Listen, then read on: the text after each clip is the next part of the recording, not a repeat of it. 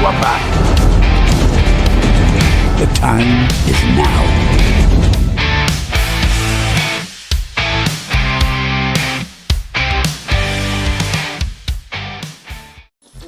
NUFC Early Night News with Gary the Geordie Yam Yam and Derek the Mighty Wing.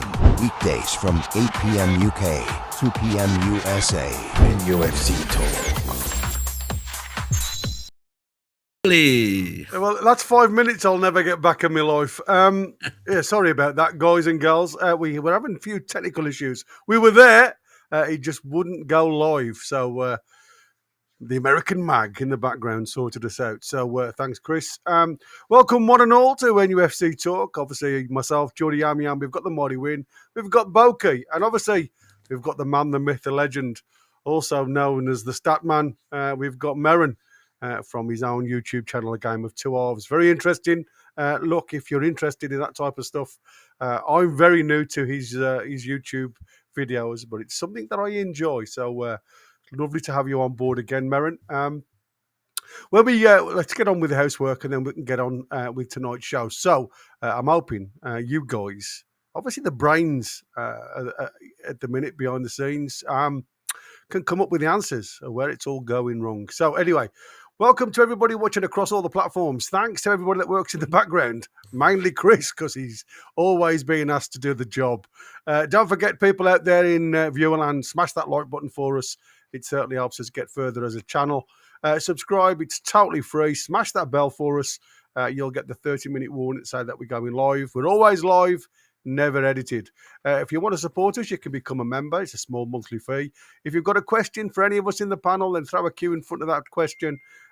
Obviously, we'll do our best to highlight certain ones, but it ain't guaranteed. So if you do want to guarantee it, then throw us a super chat, use the $, follow the instructions, and all that jazz. If you become a member during the show, or any of our lovely members that gift them out there will also be thanked as we go.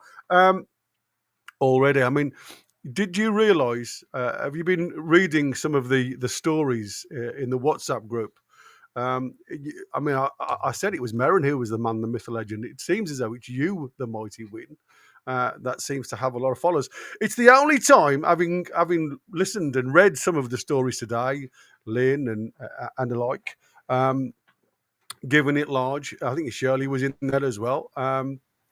It's any time I've ever felt like a chip. Batting alone corner.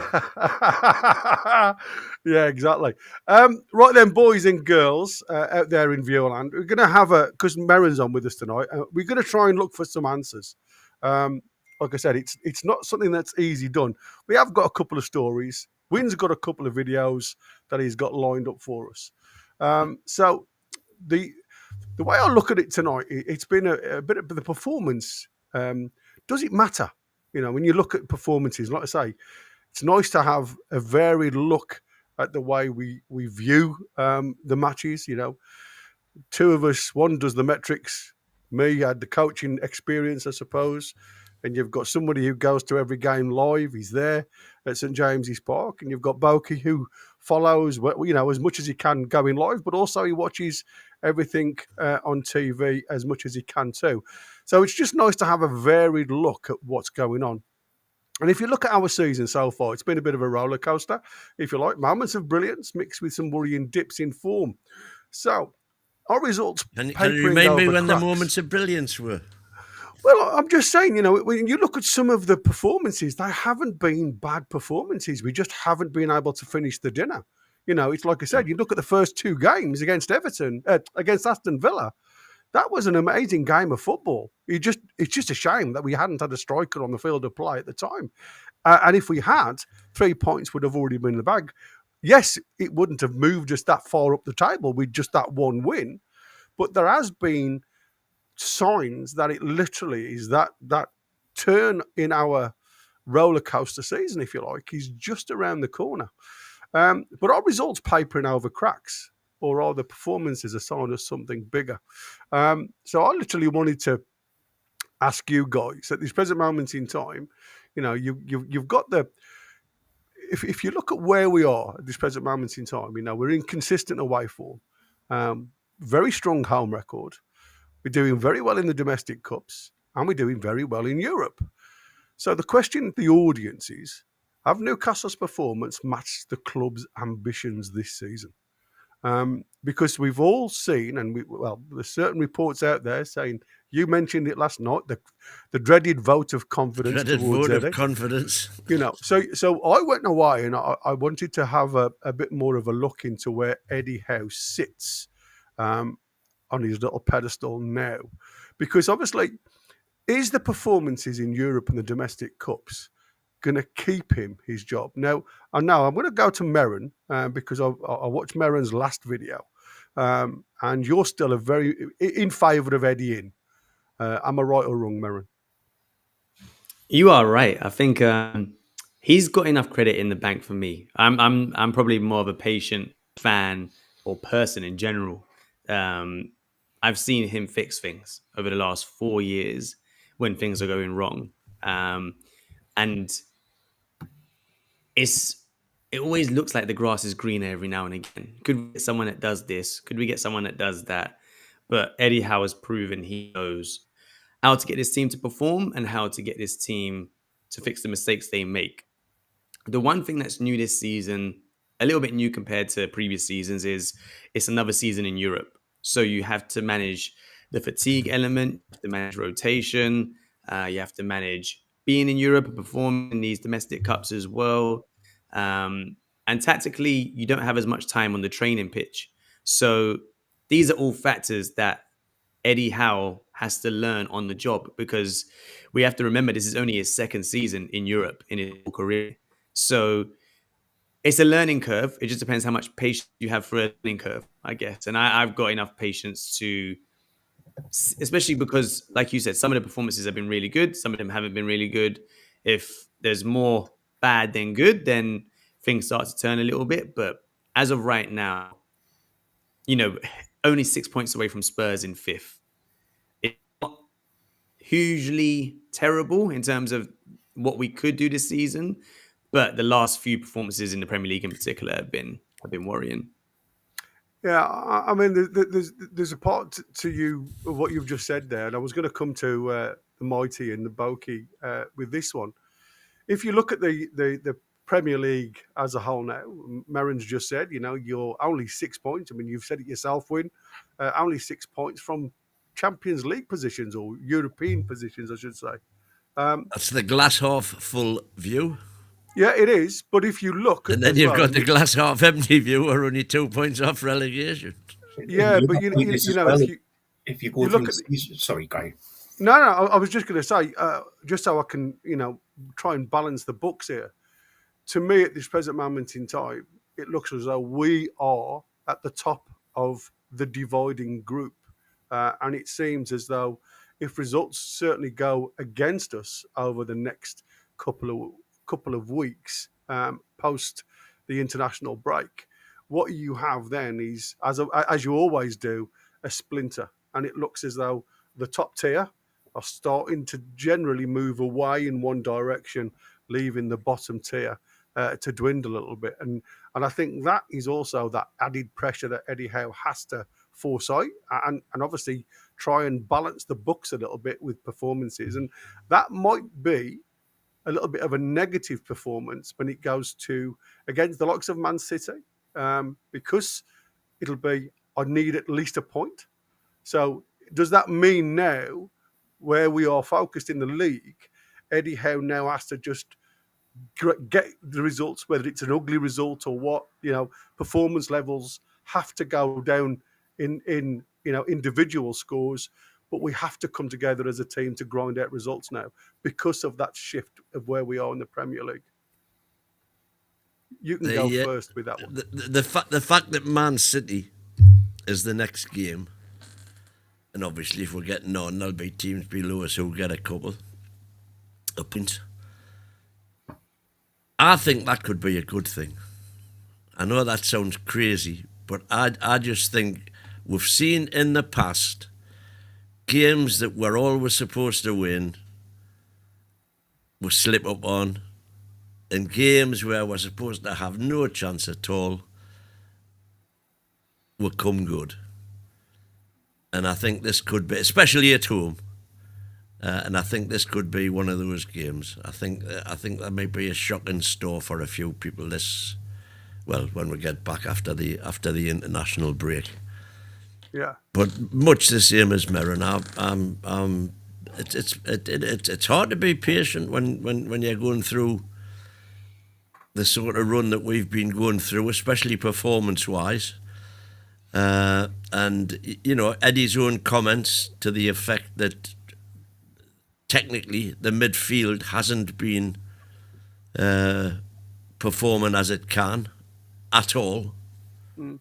And when you see Tonali giving loose balls away and Trippier giving loose balls away, it's worrying. It's worrying.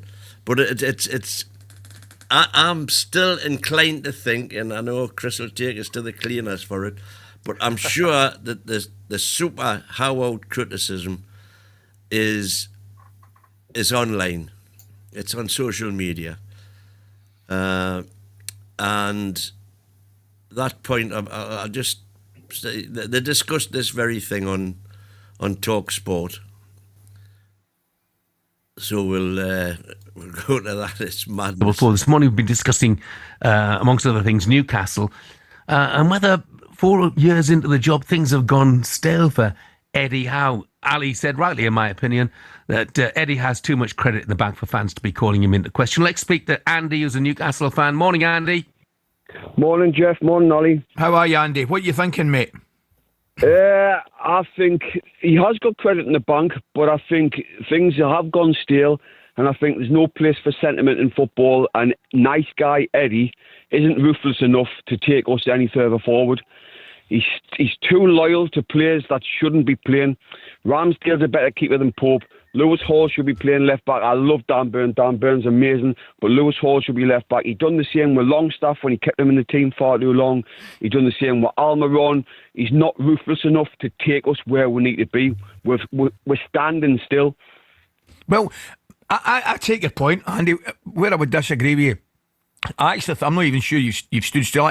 I think you might even have taken a little step back the way, right? We have. But I still think Eddie is the man to take the next 2 steps forward. I genuinely believe that. And it's not just because he's got credit in the bank, which I also think he has. I just think he knows the club. And once he gets 1 or 2 players back, I think Newcastle will turn the corner. I really do. And one of the points that Ali made there was very, very pertinent, which I hadn't actually thought of before, in terms of the idea of bringing somebody else in. Eddie knows the club.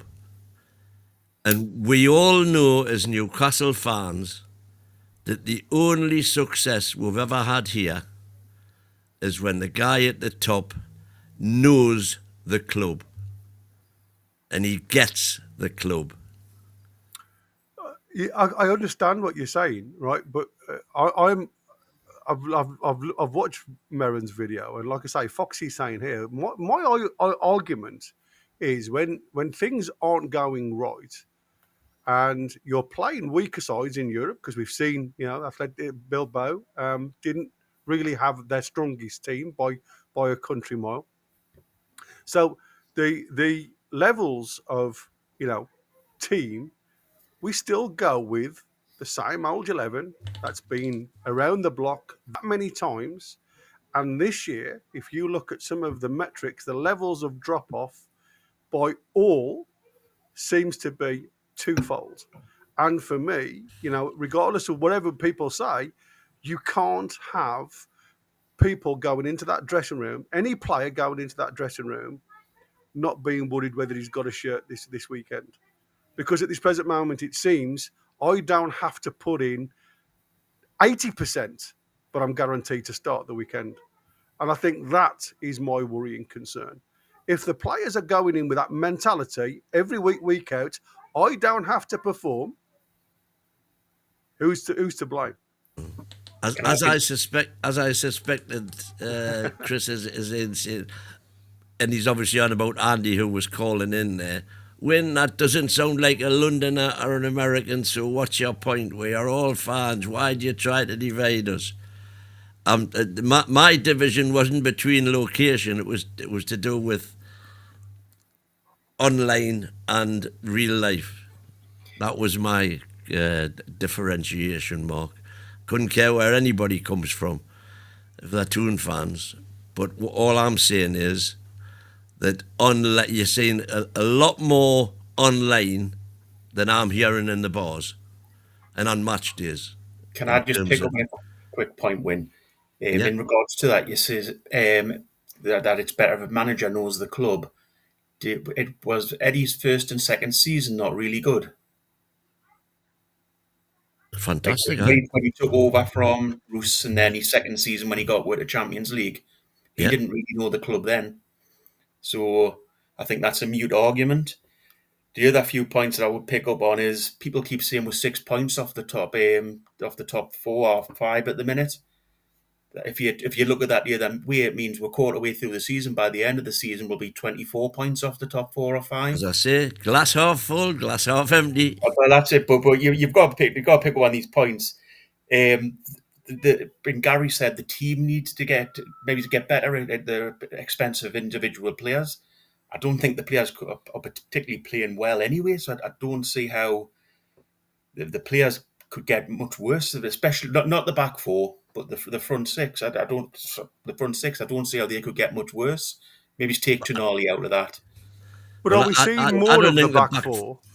That's what I'm saying. Are we seeing more of the back four performance simply because the forward lads, the lads that's supposed to be supporting and stopping the so-called shots at goal, if you like, aren't really doing their job?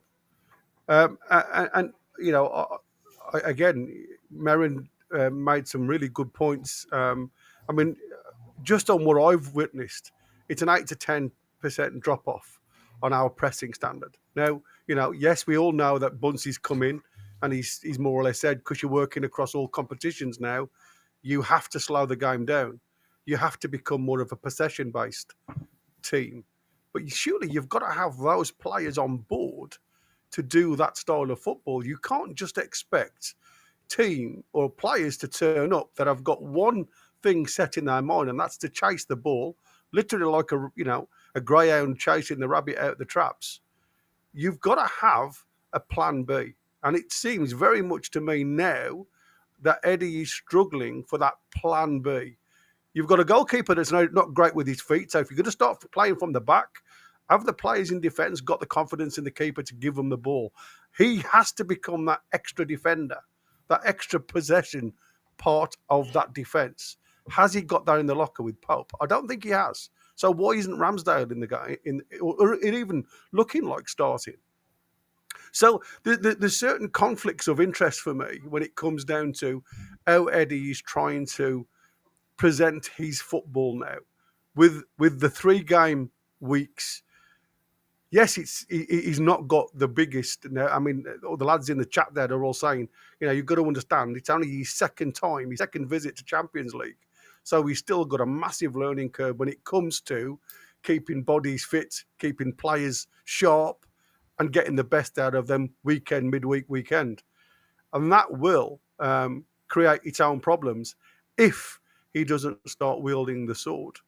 What's your thoughts then, Merrin, on what you've listened to from fans on radio, fans that you've probably watched on X, same as us, even generally just chatting in the streets? There's a lot of disgruntlement about Eddie Howe's tactics going forward, sticking with the same old. And this is definitely broken, so should need fixing. Yeah, I think in situations like this, I always think the middle ground is probably the most sensible. And I think we all trust Eddie to some extent based on what he's done previously. But I think everyone has that same frustration of why don't you rotate? Especially the last week. We had West Ham, Bilbao, and Brentford. Terrible performance away at West Ham. So you think there will be changes at Athletic Club? Not many changes. The likes of Gordon, who had a bad game and was half injured, played again. And you think to yourself, okay, you won the game. Even Joelinton scored a goal in that game. Fair play. But to see the same 11 pretty much for Brentford, it just was naive in a way from Eddie Howe. There's no way they could give the same physical output, the same running, let alone the same technical sort of ability in that Brentford game. And that was the biggest frustration for me before the game even started. And the fact that we tailed off, I mean, it was an okay better defensively than going forward. But the fact that we tailed off in the second half is no surprise at all. Like 3 games in a week, a lot of them have been playing. You know, like you said, Tonali's making misplaced passes. When does that ever happen? Yeah, I mean, I couldn't understand that because, I mean, you know, you highlighted it in your video as well. You know, he was open. He could have brought that ball down instead of trying that first time pass into Voltemada, which he misplaced. He had time to bring it down, open his body up, have a look around him, and then potentially play that 1-2 give and go to get past. And for me, that is criminal at this present moment in time. It's like nobody wants to take responsibility in that midfield. Now, I spoke to Win yesterday, and I brought up a couple of slides where if you look, Sean Longstaff at Leeds is absolutely annihilating any of our midfielders with chances created. So, you know, when you look back, did Eddie Howe have a reason to keep Longstaff in the side as our most creative person? I mean, I'm talking hypothetical and probably silly because I am trying to stretch the boundaries a little bit here. But do you understand where I'm coming from with this? When you've got a player who's gone to a lesser team on paper and yet still his metrics are showing that his creation in that midfield is beating a world-class midfield that we've labelled them, where are we going wrong? Can I pick up on that? I think because we've said it. Yeah, go on, Brendan. Sorry, mate. Win and everyone said in the past that Eddie's great at developing players. Is he? Because you do see it when players leave the club that they develop a lot better. You've got, as you say, Longstaff who's doing well at Leeds. You've got Anderson who's really developed at Nottingham Forest. You've got the winger that were loaned out that I can't get the name of, begins with an M. Minte. He left. So everyone keeps saying Eddie develops players. I think there's some reason for thinking that's not necessarily the correct case because there's a lot of players left who've done miles better since they've gone.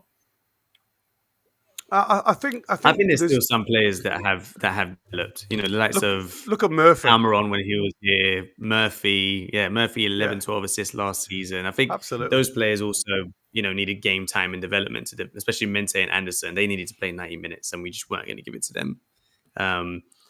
But I also want to pick up another point on your midfield. I think Longstaff, unless I'm wrong, he's taking a lot of corners that lead to chance created as well. I think an open play, I don't know how many chances created he actually has. But I think the bigger thing for me is, again, it comes back to rotation. Lewis Miley had a couple of brilliant games against, I think it was Benfica and Fulham, and really dovetailed well with Bruno in that midfield. And it just hasn't been seen since. Literally not a game that he started since that game. Couldn't he have come in for Tonali, give Tonali a rest in the Bilbao game, for example? Seems like he's comfortable in Europe where it's a bit slower. It's just stuff like that where you look at it and you say to yourself, it's such easy wins. And that's why I probably am Eddie Howe in. I say easy wins, but it might be difficult for him because he is too loyal for certain players. But he needs time for everyone to learn his patterns of play before he really introduces them, like Jacob Ramsey. But I would rather throw them in there and let them play a little bit off the cuff. Foxy Arrow's agreeing with you there, Mirror. No excuses for Willock, Ramsey, Ramsdale, Alanga, Shea, Miley and Kraft not starting versus Bilbao. Yeah, I think that game seems in like particular, Howe has a lack of faith in the squad. Yeah, I can understand how thinking it's a vital Champions League game before some of the more difficult games come along, and he probably wants to start a strong team, but you just want him to rotate a couple of players. And that's before getting onto the whole Nick Pope Ramsdale debate, because I'm firmly in one corner. I think we probably all are. I mean, I'm assuming it must be the Ramsdale corner. Yep. Yeah, you know that's pretty universal. That I think. I think to have an England potential England number one, who was Arsenal's number one for a while. Just not as good as Nick Pope in shot stopping, very good shot stopper still.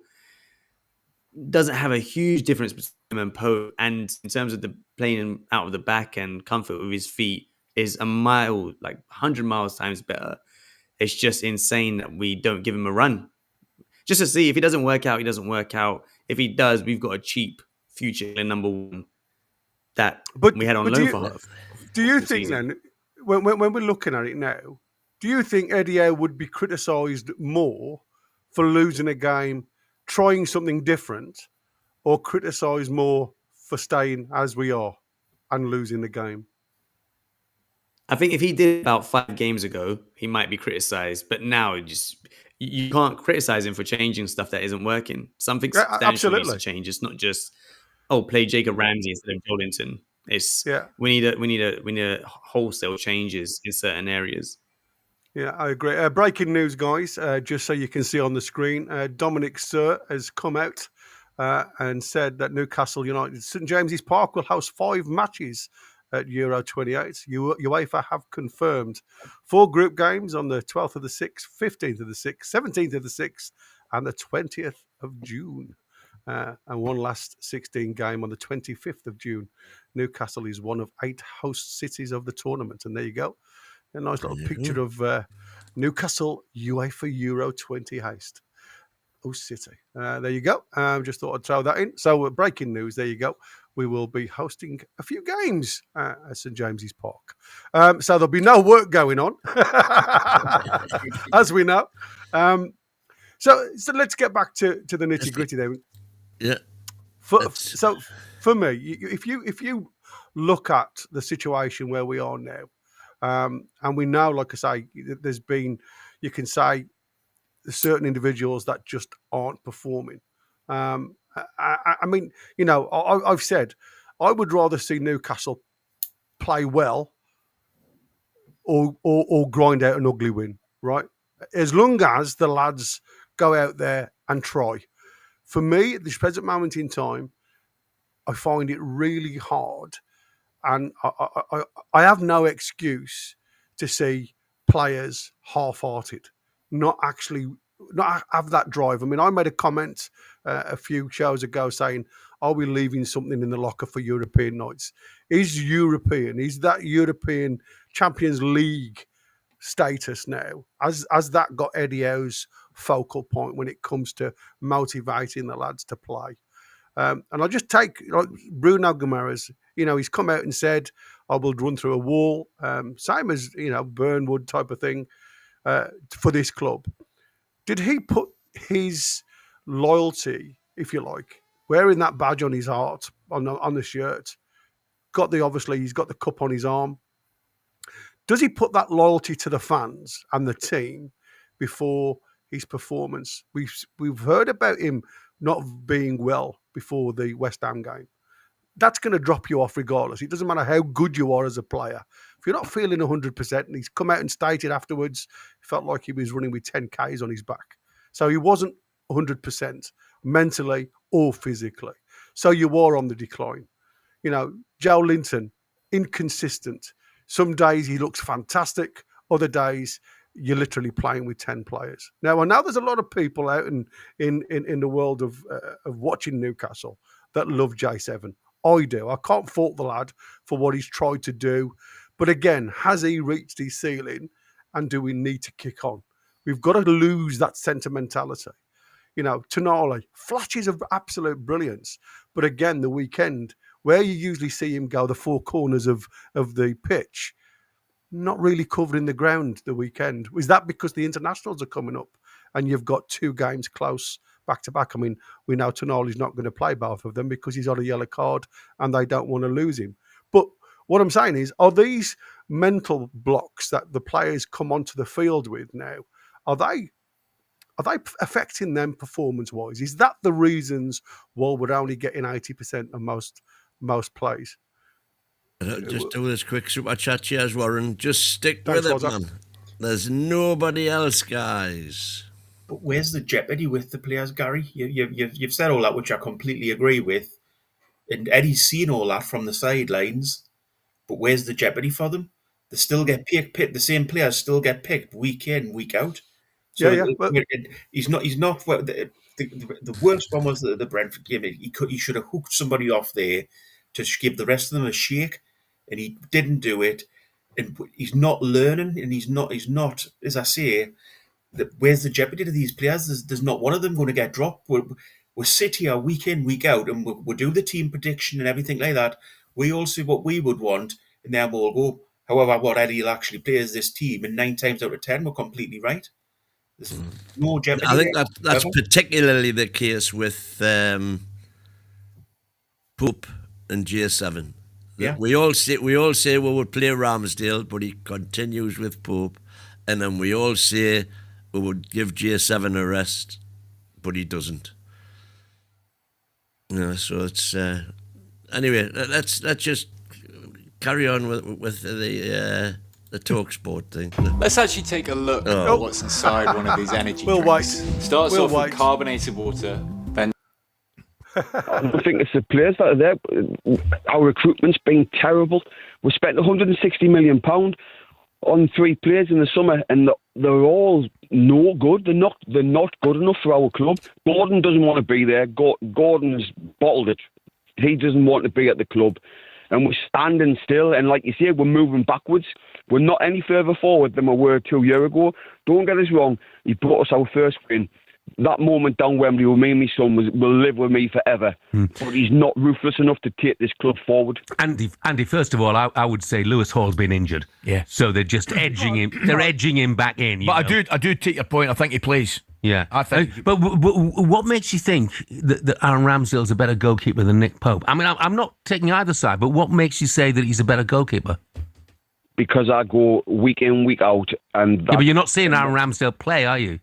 I have seen him play, and when he plays in goal, the whole defence just feels more comfortable, more calm. With Pope in goal, it's chaotic. They don't want to play the ball back to him. Even the away fans know that when the ball gets played back to Pope, he's gonna panic. He's gonna slice it out. He's gonna kick it out for a throw into them. You just don't know what he's gonna do, and that creates chaos in the back four. Okay. Ramsdale has been calm. When he plays, I've seen him play. We'll go home and away, me and my boy, and he's a better keeper. Andy, you stay with us, but I want to have a word with Ken, who's also a Newcastle fan. Ken, Come on, Ken. What's your view on Eddie Howe?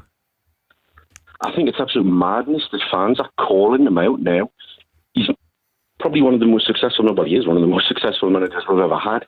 Sure, he's got some credit in the bank. Yes, things haven't been going well away from home, but look at what performances in the Champions League and at home in general. I think, get off his back. Just give him a bit of a chance. Are we really the type of fans that will sack a manager after a bad run? I would hope not. It's just madness. Yes, I do get that away from home, things haven't been going well, but man, take a step back, get a grip. Who we're going to bring in that's any better, that's available? Would that mean starting again completely? It's madness. Yeah. Madness. I've got. It's madness. I mean, it is madness on one hand, the fact that you have got to start all over again. But how much has he got in the bank before that they? Well, that but they the say thing is, the one good thing is that if somebody does pull the plug, the squad which that manager will be inheriting is a damn sight better than the squad that Eddie inherited. So he's for a start, he's starting from a higher base. And I take Borky's point that Eddie didn't get the club until he got here. But I think there's no doubt about the fact that it didn't take him long to embrace what getting it means. And he was helped along with that because he had the core in the dressing room of Murphy, Lascelles, Byrne, Longstaff, who were ingrained in the club mentality. So yes, I think that you've got a valid point there, that there's nothing to say that somebody who comes in won't also instantly get it. I just think, as Ken was saying there, I just think it's madness to panic already when he's got a history of turning things around. But then if you're going off history, he's also got a history after a few seasons of getting clubs relegated in the Premier League. Well, that's not true, is it? Well, it is. No, it wasn't. It wasn't 4 years. Where was his last club? He brought Bournemouth Where was from the verge of extinction to the Premier League, and he kept him in the Premier League for 5 years. So if you're talking about the 5 years that he had in the Premier, but at Bournemouth, he was forced to sell his good players all the time. No, but the point I'm making is you're going on history. You've got to also take history the other way. So you can't just say one thing and not look at it in the other direction as well. So if you're looking at history, he's got clubs relegated in his 4th, 5th season in the Premier League. He's only been with one club in the 4th, 5th season. Well, exactly. But that's what I'm saying. Yeah, but as I say, Bournemouth are a completely different kettle of fish to what Newcastle are right now. In fact, even Bournemouth right now are different to what they were when he was there. Why are Bournemouth got the American money? Bournemouth are a different kettle of fish, yet we're still in the same down there in the same position that he had them. And he's like the last season he was there. Well, as I keep on saying, the season isn't finished yet. And we're around about the same position last Christmas, going into the Christmas fixtures last season. You're going off history there. There's nothing to prove we're going to go on this magical run that you keep thinking of. Except we've always done it when needed. But in which case I can happily say, well, he's always got relegated in his 4th, 5th season in the Premier League. It works both ways. Merrin, bring some sense to this argument. Well, I was just going to come to Merrin because you made a point, Merrin, that we are sitting a little bit further deep, on our low to mid block now. I made a comment last night about it seems as though we play 12 metres higher with Hall and Tino in the side. Is it the fact that we just don't trust the lads that are now in the fullback position? And to try and balance it up now, we've all taken that couple of yards back to try and, stop the opposition. The problem is our midfield just aren't stopping the passes coming through. So if you're going to play that low, I mean, against Brighton, it was criminal to see, Anthony Gordon just leave his man, let him run past him. There was literally 3 players literally in between our back 4. And it was an easy ball out. There's no press on the ball or anything. So for me, if it is the fact that you're not trusting the fullbacks, and like I said, I've not critiqued Dan Burn for doing his best at left back. He's tried, he's done it, but we know he's gonna fail when it comes to pacey players. We mentioned about him playing, midweek and then get up against Witera the weekend. He was always going to get skinned. Coyote, their fullback, was always going to be on the press. It's always going to be the fullbacks that get aimed at Newcastle. And it seems as though these mid-table clubs now, especially at their own ground, is going to literally look at that area to try and get in and behind. And they've been very successful. Look at West Ham, did exactly the same against us. And again, away at Brentford, exactly the same. Does that ring true with your metrics that you've written down? Like I say, you have mentioned about us dropping further back. Is that something that you've seen yourself? I think we definitely have dropped back. Off the top of my head, I think there's a few reasons for it. I think one, the fullbacks aren't quick enough to get back at this moment in time in Trippier and Burn.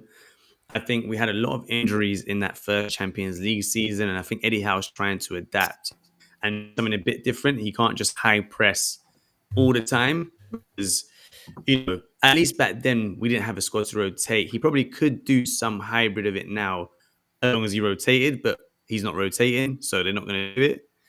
I also think teams know we love to high press, so they're just going long over it. And I think there's no point pressing high if they're just going to get over us and then winning the first and second balls. So let's just drop deeper.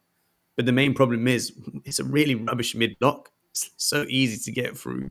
Even West Ham did it, and they were such a bad run of form, especially at home, and they were just doing it time and time again. And Brentford weren't even doing it as much.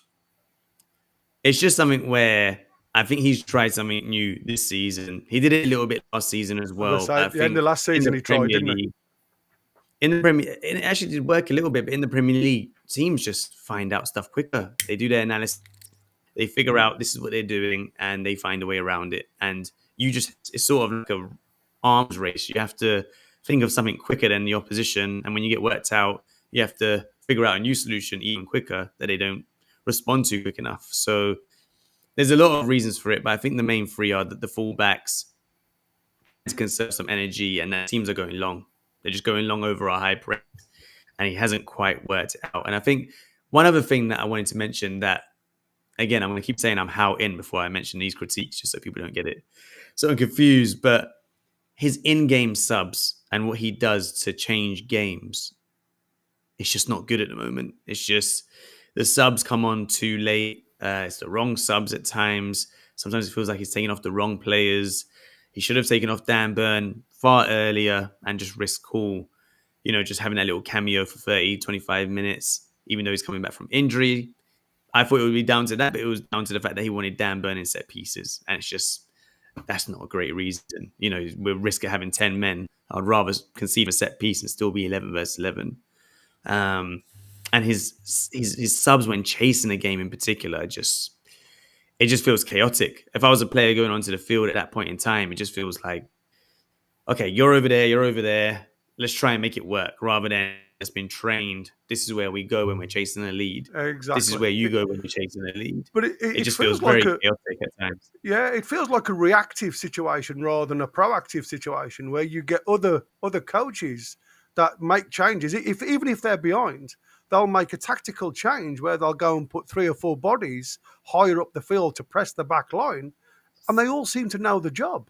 With our changes, it just seems as though, it's like treading on an anthill sometimes. No, I mean, it took me and Win when we were doing the watch along the other day, 10 minutes to find out the formation, because it, 4 right backs at one point, and you're like, who's playing there now? Yeah, it's absolutely crazy. Win, I have starred a couple in the chat, mate. Let's get people on board, and we have got some super chats that we need to catch up with, so we'll do that just before we go on to the next one. So we've got Devon, Eddie, Gas. Eddie has to start dropping players who aren't at it. As simple as that. Yeah, I know it's not surprising you're seeing more online, but not hearing it in the bars. Oh, you don't listen to other people's view, you just constantly interrupt. You can't interrupt a written comment. Yes, for that, you know. Eddie has a plan B for the City game. He's going to play Walter Marder at left back. Bob Branson, Howe's tactics don't allow for creation. It's 4-3-3, it's run, press, and that is it. Harpal is saying, we are going wrong because we are one-dimensional and have no fresh ideas. And Foxy, I said it Wednesday, and Gary will remember, Byrne and Trippier played most of the game versus Bilbao and had Sharda Utara coming up the next few days. Yeah. They never stood a chance. Steely is saying, Ramsdale may have went down last season, but he made the most saves. He is a much better all-round keeper than Pope. I don't think you're going to get any argument about that one. Lynn Simpson, hello Lynn, I back Eddie, he will come good. We did the same last year and we're only playing one game a week. He needs to rotate players and drop the loyalty. We lost the rat and bought new players. We need to gel. And Yano back in again. There's absolutely no way this team is not trying. J7, the game before last, man of the match. Oh, well, I'm pleased somebody agrees with me on that. Latest game went off injured. Where is the justification for the criticism? So this again boils down to, certain people think J7's doing a good job and certain people think he's not. I'm kind of on the fence with that one. Lawrence Gill is saying, love the way the happy clappers call him Eddie, like he's a mate. All managers have a ceiling. How has reacted, or how has reached his, and knows it's downhill. Same as Bournemouth, and we all know how that ended. So you're very firmly in the bogey camp, Lawrence. Hope I'll back again. All this credit in the bank is nonsense as well. The past is done. You are judged on the here and now, and that's the way the world works. The past is history. The future's a mystery. Right now is a gift. That's why they call it the present. Woohoo. There's your philosophy for tonight. Indeed. I think it would be a disaster if we sacked Eddie because I haven't got a Scooby-Doo who'd replace him. If someone does, please enlighten me who's available, but I'd rather Eddie stay, says Larry Strawberry. And finally, Tony and the Revenge of the Crew or whatever, the whole team isn't functioning. Taking Burn off isn't going to make Tonali pass better or Gordon take men on, and that's absolutely true as well. And then we've got a couple of super chats. Thank you. Yes, Gary, we are in two minds. Can't do both, Eddie. Yano is saying, Burn challenges poor for a defender, not a poor left back. So Yano is challenging Burn's defensive qualities overall, not just the fact that he can't play a left back. And Warren saying, Merrin's all correct, but it's the manager who makes it. Andy, question for you then, mate. You've watched the team all season. You've heard your views a lot of the time about Eddie's problems on the field of play. So we've got to give a little bit of, I suppose, looking at the players themselves and what they've achieved on the field of play. As we've said before, Eddie doesn't kick a ball. He just puts a tactic out there for the lads to go and perform it. Is fatigue the issue? Playing the same players back to back over and over and over and over again, have we become a team that's fatigued mentally? If you're fatigued 10 Premier League games into the season, I know we're playing week in, week out, it poses real worries for the rest of the season. Again, it's really hard not to link this one back to Eddie. But if a player is fatigued, the only thing I can say on that is they could go to Eddie and say, look, I'm feeling a little bit tight, a little bit tired. Is there any chance I can sit this one out and come back at the weekend or something like that? But players aren't going to do that. We know players' mentality is, if there's a game there, I want to be in the first team. And I think that's where the poor management's coming into it.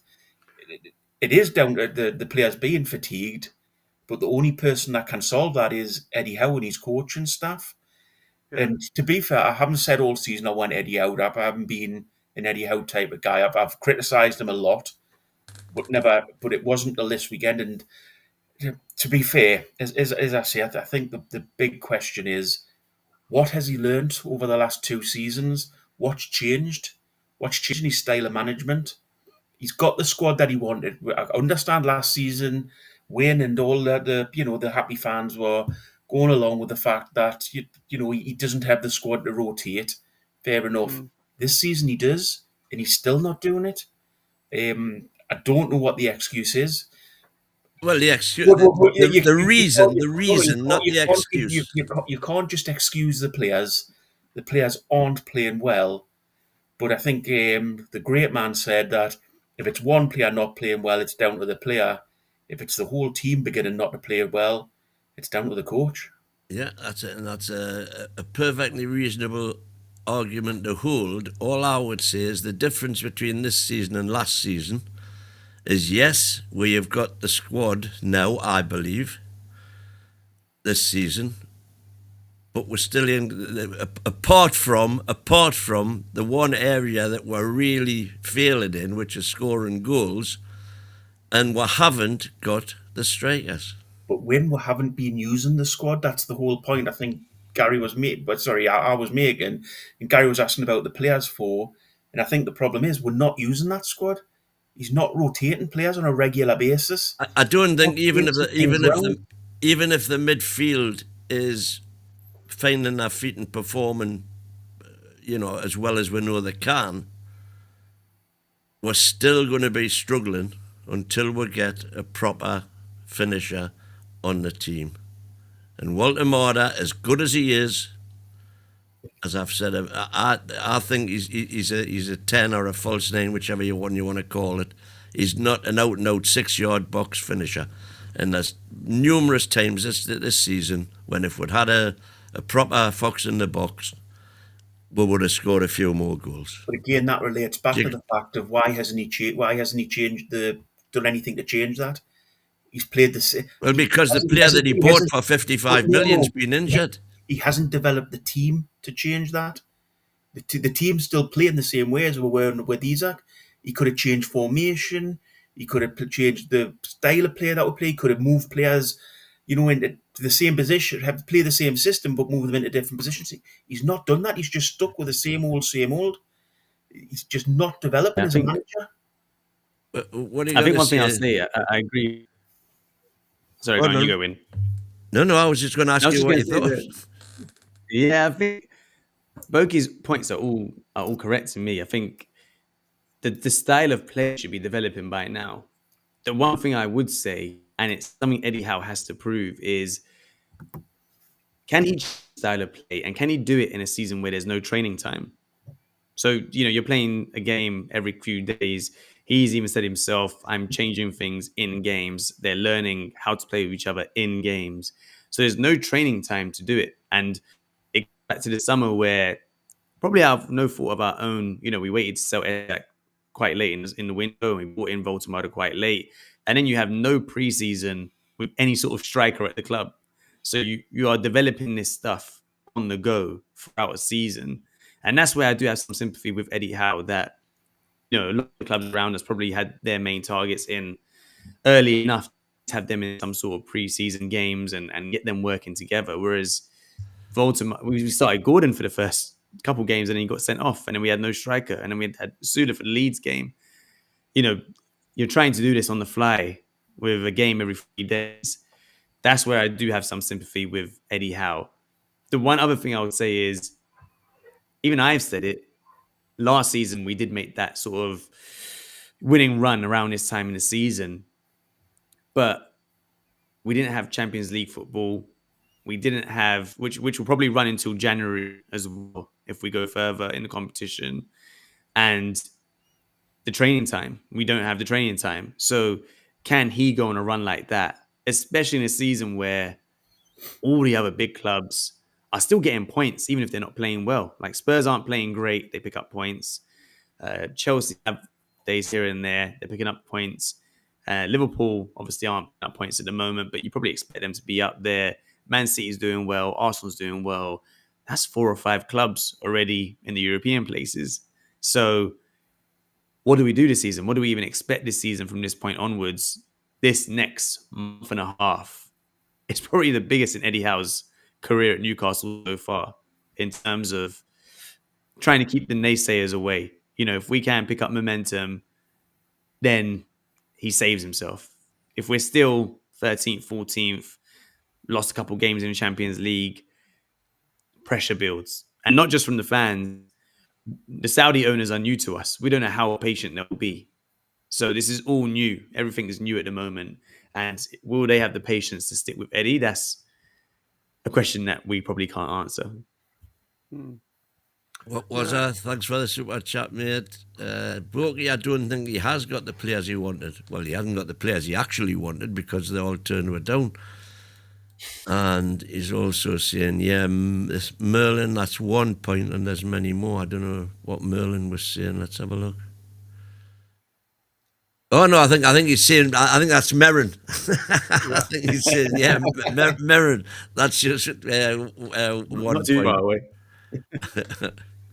Yano's made a good point that I want to put up on here because this is the thing.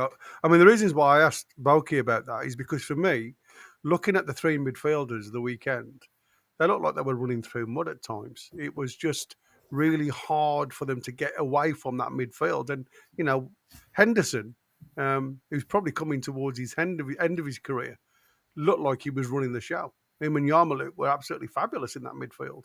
And again, you look at world-class midfielders, why can't you get to grips with it? And Yano's made this point about, about training. Now, is Eddie Howe looking at the same players that he's played week in, week out, all of last season? He's brought fresh faces in because they can't train like they should between games now. You can't get that balance right. And Merrin said before, if they're not Eddie Howe tactical wise, then he would rather go backwards to his tried and trusted rather than gamble that players are going to make mistakes. Problem is, that was tried and trusted and making mistakes too. So Eddie Howe at the minute, he's stuck between a rock and a hard place. He's relied on his old and tried and tested, and it's failed. So surely now, even if it is the fact that they haven't had the time to train, he's got to try new faces. He's got to try a new system. He's got to get Voltemada, working in that system, working in that team system. We know Voltemada can finish, but we've got to get players beyond him. If he's dropping in, if that's the style of play Voltemada plays, then surely we've got to work out a tactic that gets players beyond him to push the defence back, the opponent's defence back. Because to me, all we're doing with the system at the minute, we're boxing the midfield. There's no outball for Newcastle. It's got to go backwards for us to retain possession before we even contemplate moving the ball forward again. And that is, for me, has been our sticking point, because there's many a time, and again, I'm going to go back to Merrin's, there was that one where the ball went back to Botman, Merrin, and he had a cracking ball open to go into Tonali's feet. Tonali's got a 180-degree turn, and he's got 40 yards to run into if he wants to. All of the Brentford team had pushed on that right-hand side, which was our left-hand side, and Botman decides to stay left. And all it did was close the line. It just literally closed all angles of out ball. And for me, that's criminal. And that's where we've been all season. It's as if we're making the wrong choice of pass under a little bit of pressure, because at the time, Brentford weren't on the high press. They were on the half press, and they were overloading that right-hand side, our left-back situation. And instead of just playing the ball on the diagonal out towards the middle, we went the more, harder way, if you like. And for me, it was a case of, that's not the first time I've seen that. They've deliberately missed the simple pass and gone for the more, technical gifted. I mean, there's been balls just dinked over the top that have been given away. Kieran Trippier was absolutely at fault for many of them against Brentford. Instead of playing the simple ball inside, or, again, I go back to the midfielders. Have the midfielders stopped moving? Because, again, it's that 5 or 10 yard quick dash to want to receive the ball at feet. And what we saw, especially on that right-hand side, was two midfielders marked by virtually one player, because there was no movement from them. So I think it's a number of issues at the minute that Eddie Howe has got to work with. But I do think it means we've got to get a bit more up the field. Go on, mate. Just a revenue. I've just had a quick look at our season so far, the fixtures, just to see when we've had 7 days between games, to see what the results were following, if you like, 7 days on the training field. Now, the problem is that every time we've had that long enough gap, it's been on an international break. So the players haven't been on the training pitch with Eddie. They've been on the training pitch with their national teams, but they haven't been on the pitch with Eddie. We've never actually had a week between games that wasn't due to an international break, except we played Wolves on the 13th and beat them. And then we played Barcelona on the 18th.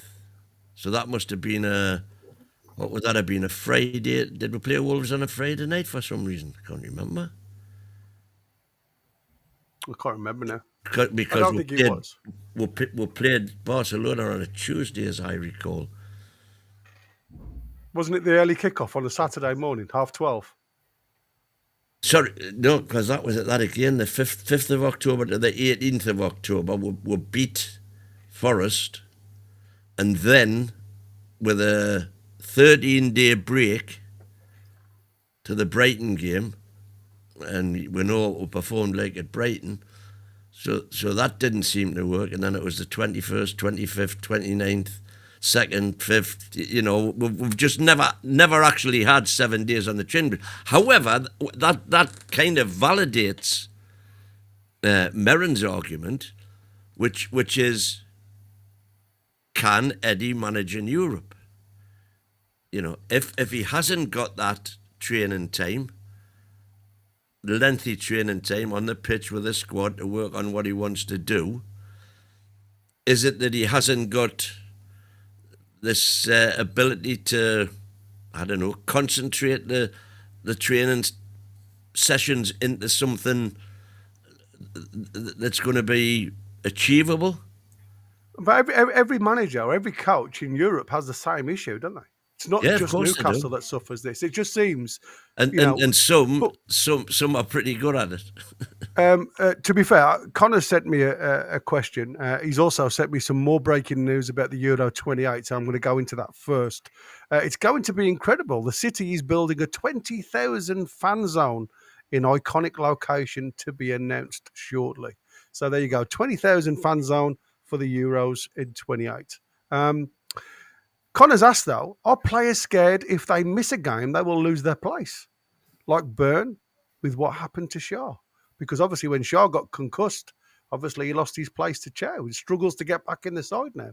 Has that been one of the issues? But again, surely if that was the case, that should up your performance, not lower it. You would have thought so, wouldn't you? But I mean, Bruno is the typical, the stereotypical example of this, isn't he? When he told Howe on the Saturday morning, I'm perfectly fit, I'm 100%, hunky-dory, and then when he came off, he said to the press, I felt like I was carrying a 10-kilogram weight on me back.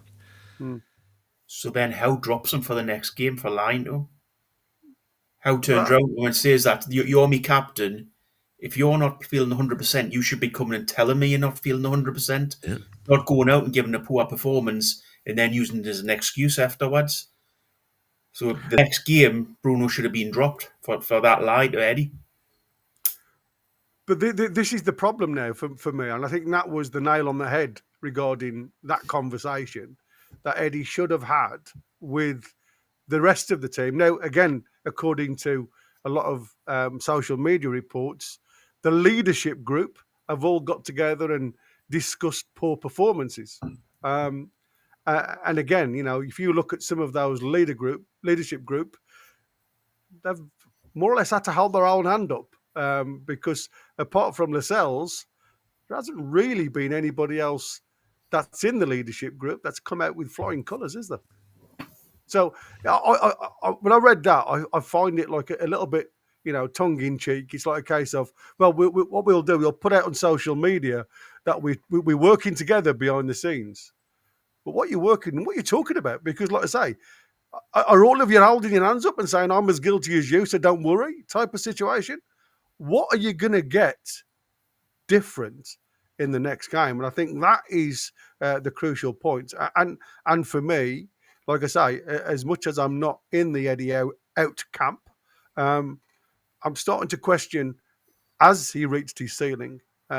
And if he cannot bring in the players that he has brought into this club, that he's sat on the bench and he hasn't given them the credibility that he bought them for. And at the end of the day, why go for a player if you don't think he fits your style of play? If you haven't got the confidence in that player to walk into your team and hit the ground running, because that's what it feels like to me now. Ashington's in, he says, evening lads, first time I've seen Merrin on here. Watch some of your videos. Are you Eddie in or Eddie out? I've just tuned in. I'm Eddie in. I'm the credit in the bank guy. Merrin, can I just ask you a quick question? If we hadn't won the cup final, would you still be Eddie in? So say you didn't have that cup in the bag. Yeah, because I think credit in the bank isn't just a trophy. I think if he just won a trophy and he'd been terrible for 3 seasons, I think we wouldn't want him to stay. Mm-hmm. But he's shown he can fix things. He's shown he can get a level of intensity, message to the players. You know, we've loved watching Newcastle generally over the past 4 years. I don't think it's just a trophy. I think none of us probably even expected a trophy in our lifetimes. So I wouldn't be holding him to ransom on a trophy or not. So I'm Howe in, and I sit in the bank, because even when I watch his press conferences, he's just so calm, so effortless, doesn't really do what other managers do in terms of building a media narrative around something or hyping something up more than it needs to be hyped. It's always just calm, collected. We work on the next thing.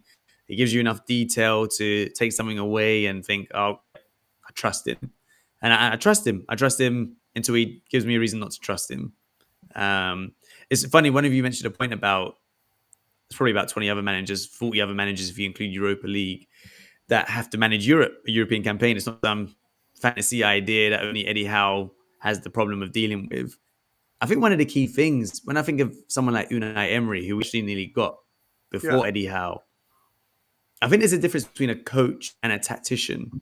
And I think it's a bigger difference than we realize. I think Eddie Howe is a coach. He's someone that can get you out of individual players, someone that can coach a certain system really well. But someone like Emery can change things literally game to game. You know, for a big European game, you see something different. You might drop deep rather than pressing high. You know, like tweak something in terms of who's pressing who. It's just interesting game to game. I roughly know what Eddie Howe's going to do most games when I watch a game. And if I know, I'm pretty sure a half decent Premier League manager will know. And that's probably why we are being found out every now and again without real coaching time. And I think that's the area that Eddie Howe probably needs to develop. He needs to be able to say stuff on the fly. You know, you move to this position, you press this player, you press that player, and make it work on the go. And that's probably why the area it shows up is those in-game subs, or those things where we need to chase a game. It doesn't feel like we've got a plan B or a plan C that players can work off the cuff and say, I know how to deal with this moment. And that's the area I think he needs to develop in Europe. I think other managers in Europe are probably better at it than him. But on a one-off individual Champions League game, like we've done this season, he'll put in a half-decent performance. They're not used to facing us.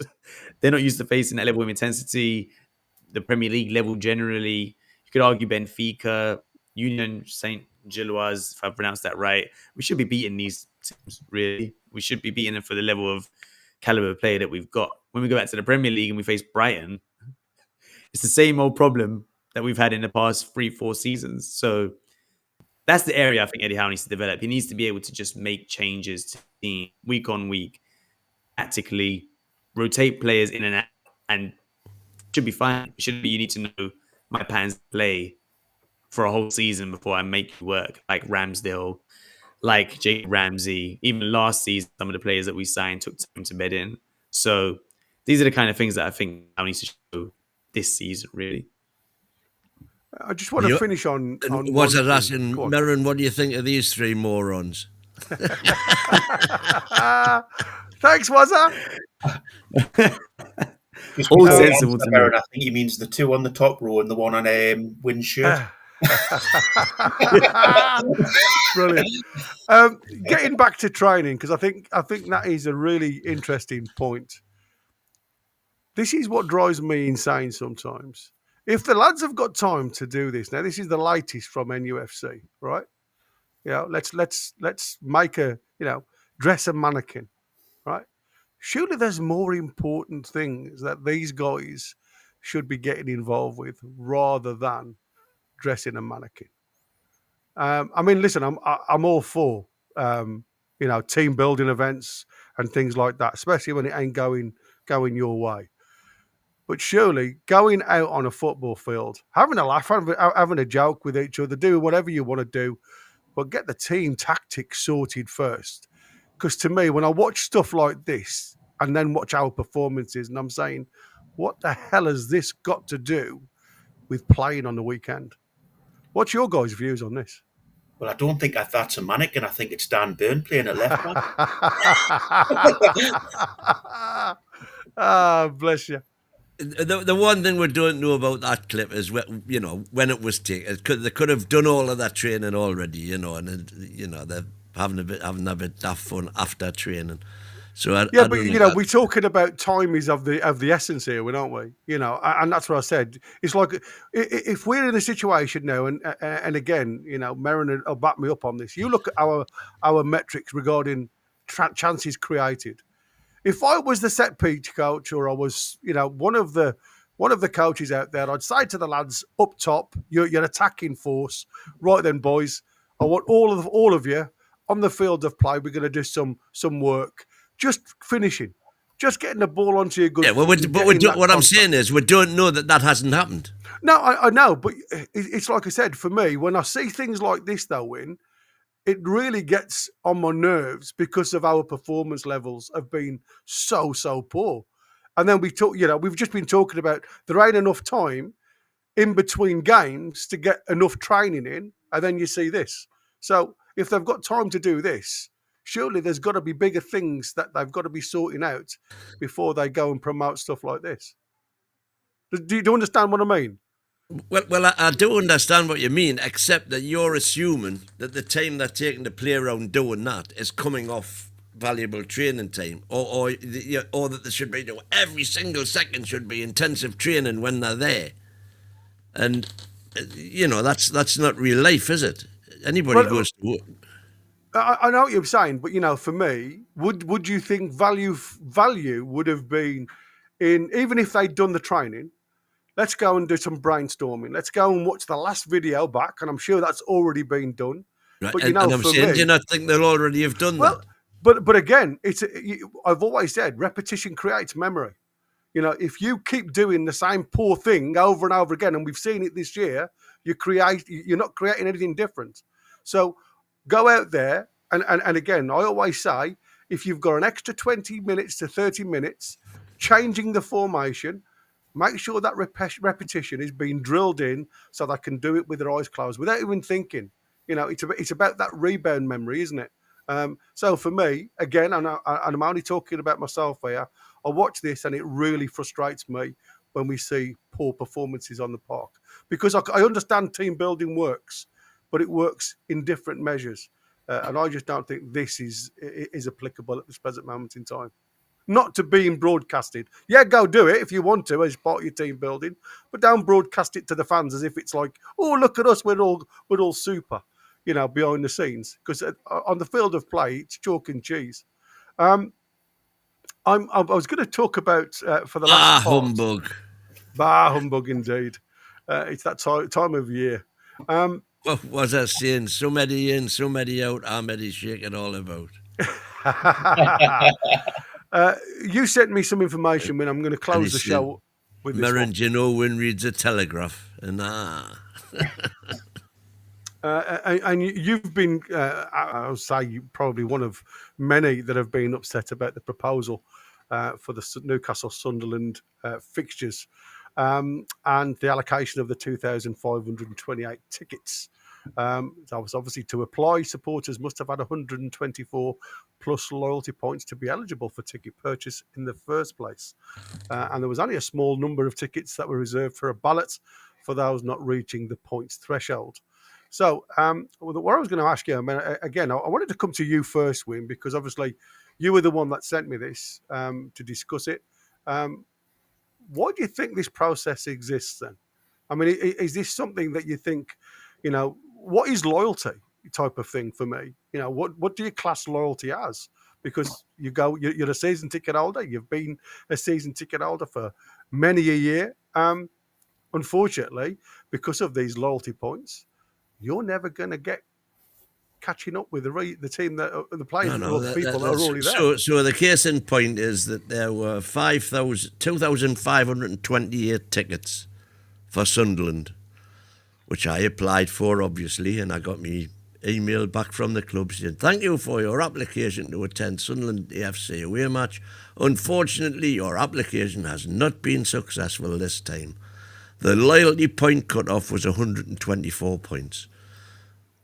A limited number of tickets held back for the ballot.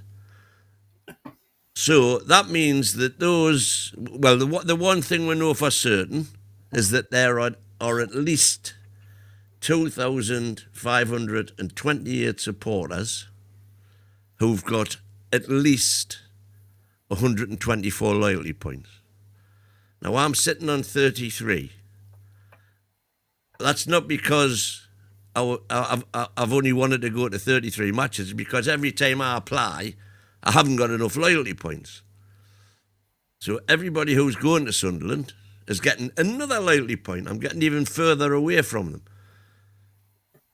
And what we know for a fact happens is that all of I call them the ticket barons, the away ticket barons, they apply for every single game. So the more tickets they are successful with, the more points they get. So their points keep on going up. So they've always got enough points to apply for every game. But do they go to the matches? No, they do not. They get rid of their tickets by a variety of means, which is how you see. And by the way, I'm all for as many young kids getting to the match as possible. But when I look at bloggers' videos of away games in the away end, and I see 16 and 17-year-olds having a great time, as I did when I was 16, 17. But I'm thinking, how can they possibly have 124 loyalty points? It's impossible for them to have them. So they're getting their tickets from, and it's the same faces all the time that are there. So it's not giving anybody else a chance ever to get loyalty points. When I was doing my, ever-present seasons, home and away, we were paying at the turnstile. There was no, you didn't get any loyalty points then. Yeah, exactly. And then when the loyalty points started, unfortunately, I was starting to bring a young family up, couldn't afford to go away every game. So, that's why I've only got 32. But when I suppose the other side of the coin with this is those lads do go every week. The ones that do go are there every week, are there for every week. Absolutely. Game. And the big people that would sit and argue the point that the season ticket holders who go game in, game out, but they're stopping other fans from going to the ground to ever see games as well. That's absolutely right, yeah. You can flip it the other way and say, the home fans, the home season ticket holders block other fans from going to the game. Mm. And some of them are ticket touts as well. We've seen that. We've got Jamie in the building. Hello, Jamie. Can't hear you, bud. Sorry, I was on mute. I didn't want to do that. Sorry. In the old Teams chat, I said, "Good evening. How are we all doing?" We're doing good. We're just discussing the 124. Have you got 124? 124 what? That's a very open question, isn't it? 124 loyalty points. I've got more than that. Yeah, I got one. You got one. Good for you. Yeah, I've got a different dilemma though. I was the only one in my group who got one. So I bought it and I thought, do I want to go on my own? I've bought it and I've bought my bus travel and I know I'll end up going, but I mean, you can imagine the dilemma. It took a long time. What's the dilemma? Well, it took a long time. It takes a long time to get out of there. After the FA Cup game, it took forever because there was obviously more fans there. But I've been there about 6 or 7 times. I've never seen us get beat. And I mean, that's a long old trip back, isn't it? Well. In that case, you have to do. If you've been 6 or 7 times there and never seen we get beat, you've got to go. Because I decided to stay away from Wembley because I'd been 6 or 7 times and never seen we win, and that worked. So make sure you get your ass down to Roker Park or Stadium of Shite, whatever, and keep that record intact. Aye, I'll get there. I've been contacting a few people I know who I know have got plenty of points and saying, like, will you talk to me on that day? But actually, I tell you what, I just I got in at about 6 o'clock because I've got just over 160 points, so I couldn't get them at the first availability. which was at 2 o'clock. It wasn't until 4 it opened up for me. And I kind of forgot for a bit. I was a bit busy. Went on at 6 o'clock, and there's only like seats at the very back available. So I'll have a bit of a long view of the game, which may or may not be a good thing. So what have your mates got? If you're the only one going, are you the only one? Was you through the ballot then, mate? Or No, like I say, I've got 160 odd points because I've got the same season ticket I've had since I was 13-year-old. 5 years. But I've built them up over time. I've had some terrible experiences building those points up that I wouldn't wish on anybody. But Southampton in a petrol crisis or losing to Bradford City 4 days before Christmas comes to mind.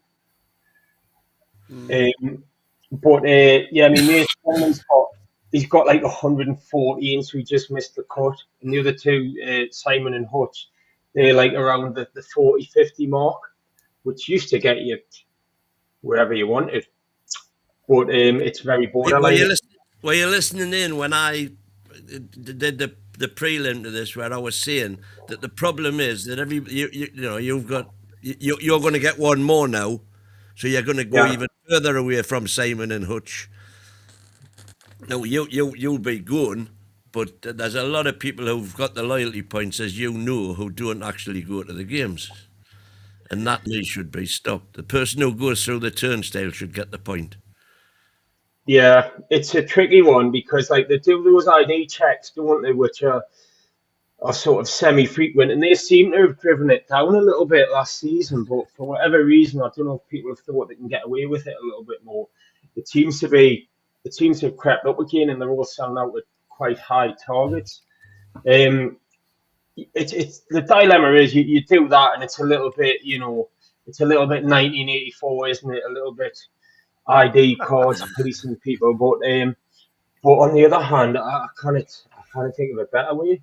The ultimate thing is it becomes like Gatwick Airport, where there's a photo of who you're supposed to be stored on file, and your face doesn't match that photo when you turn up at the gate.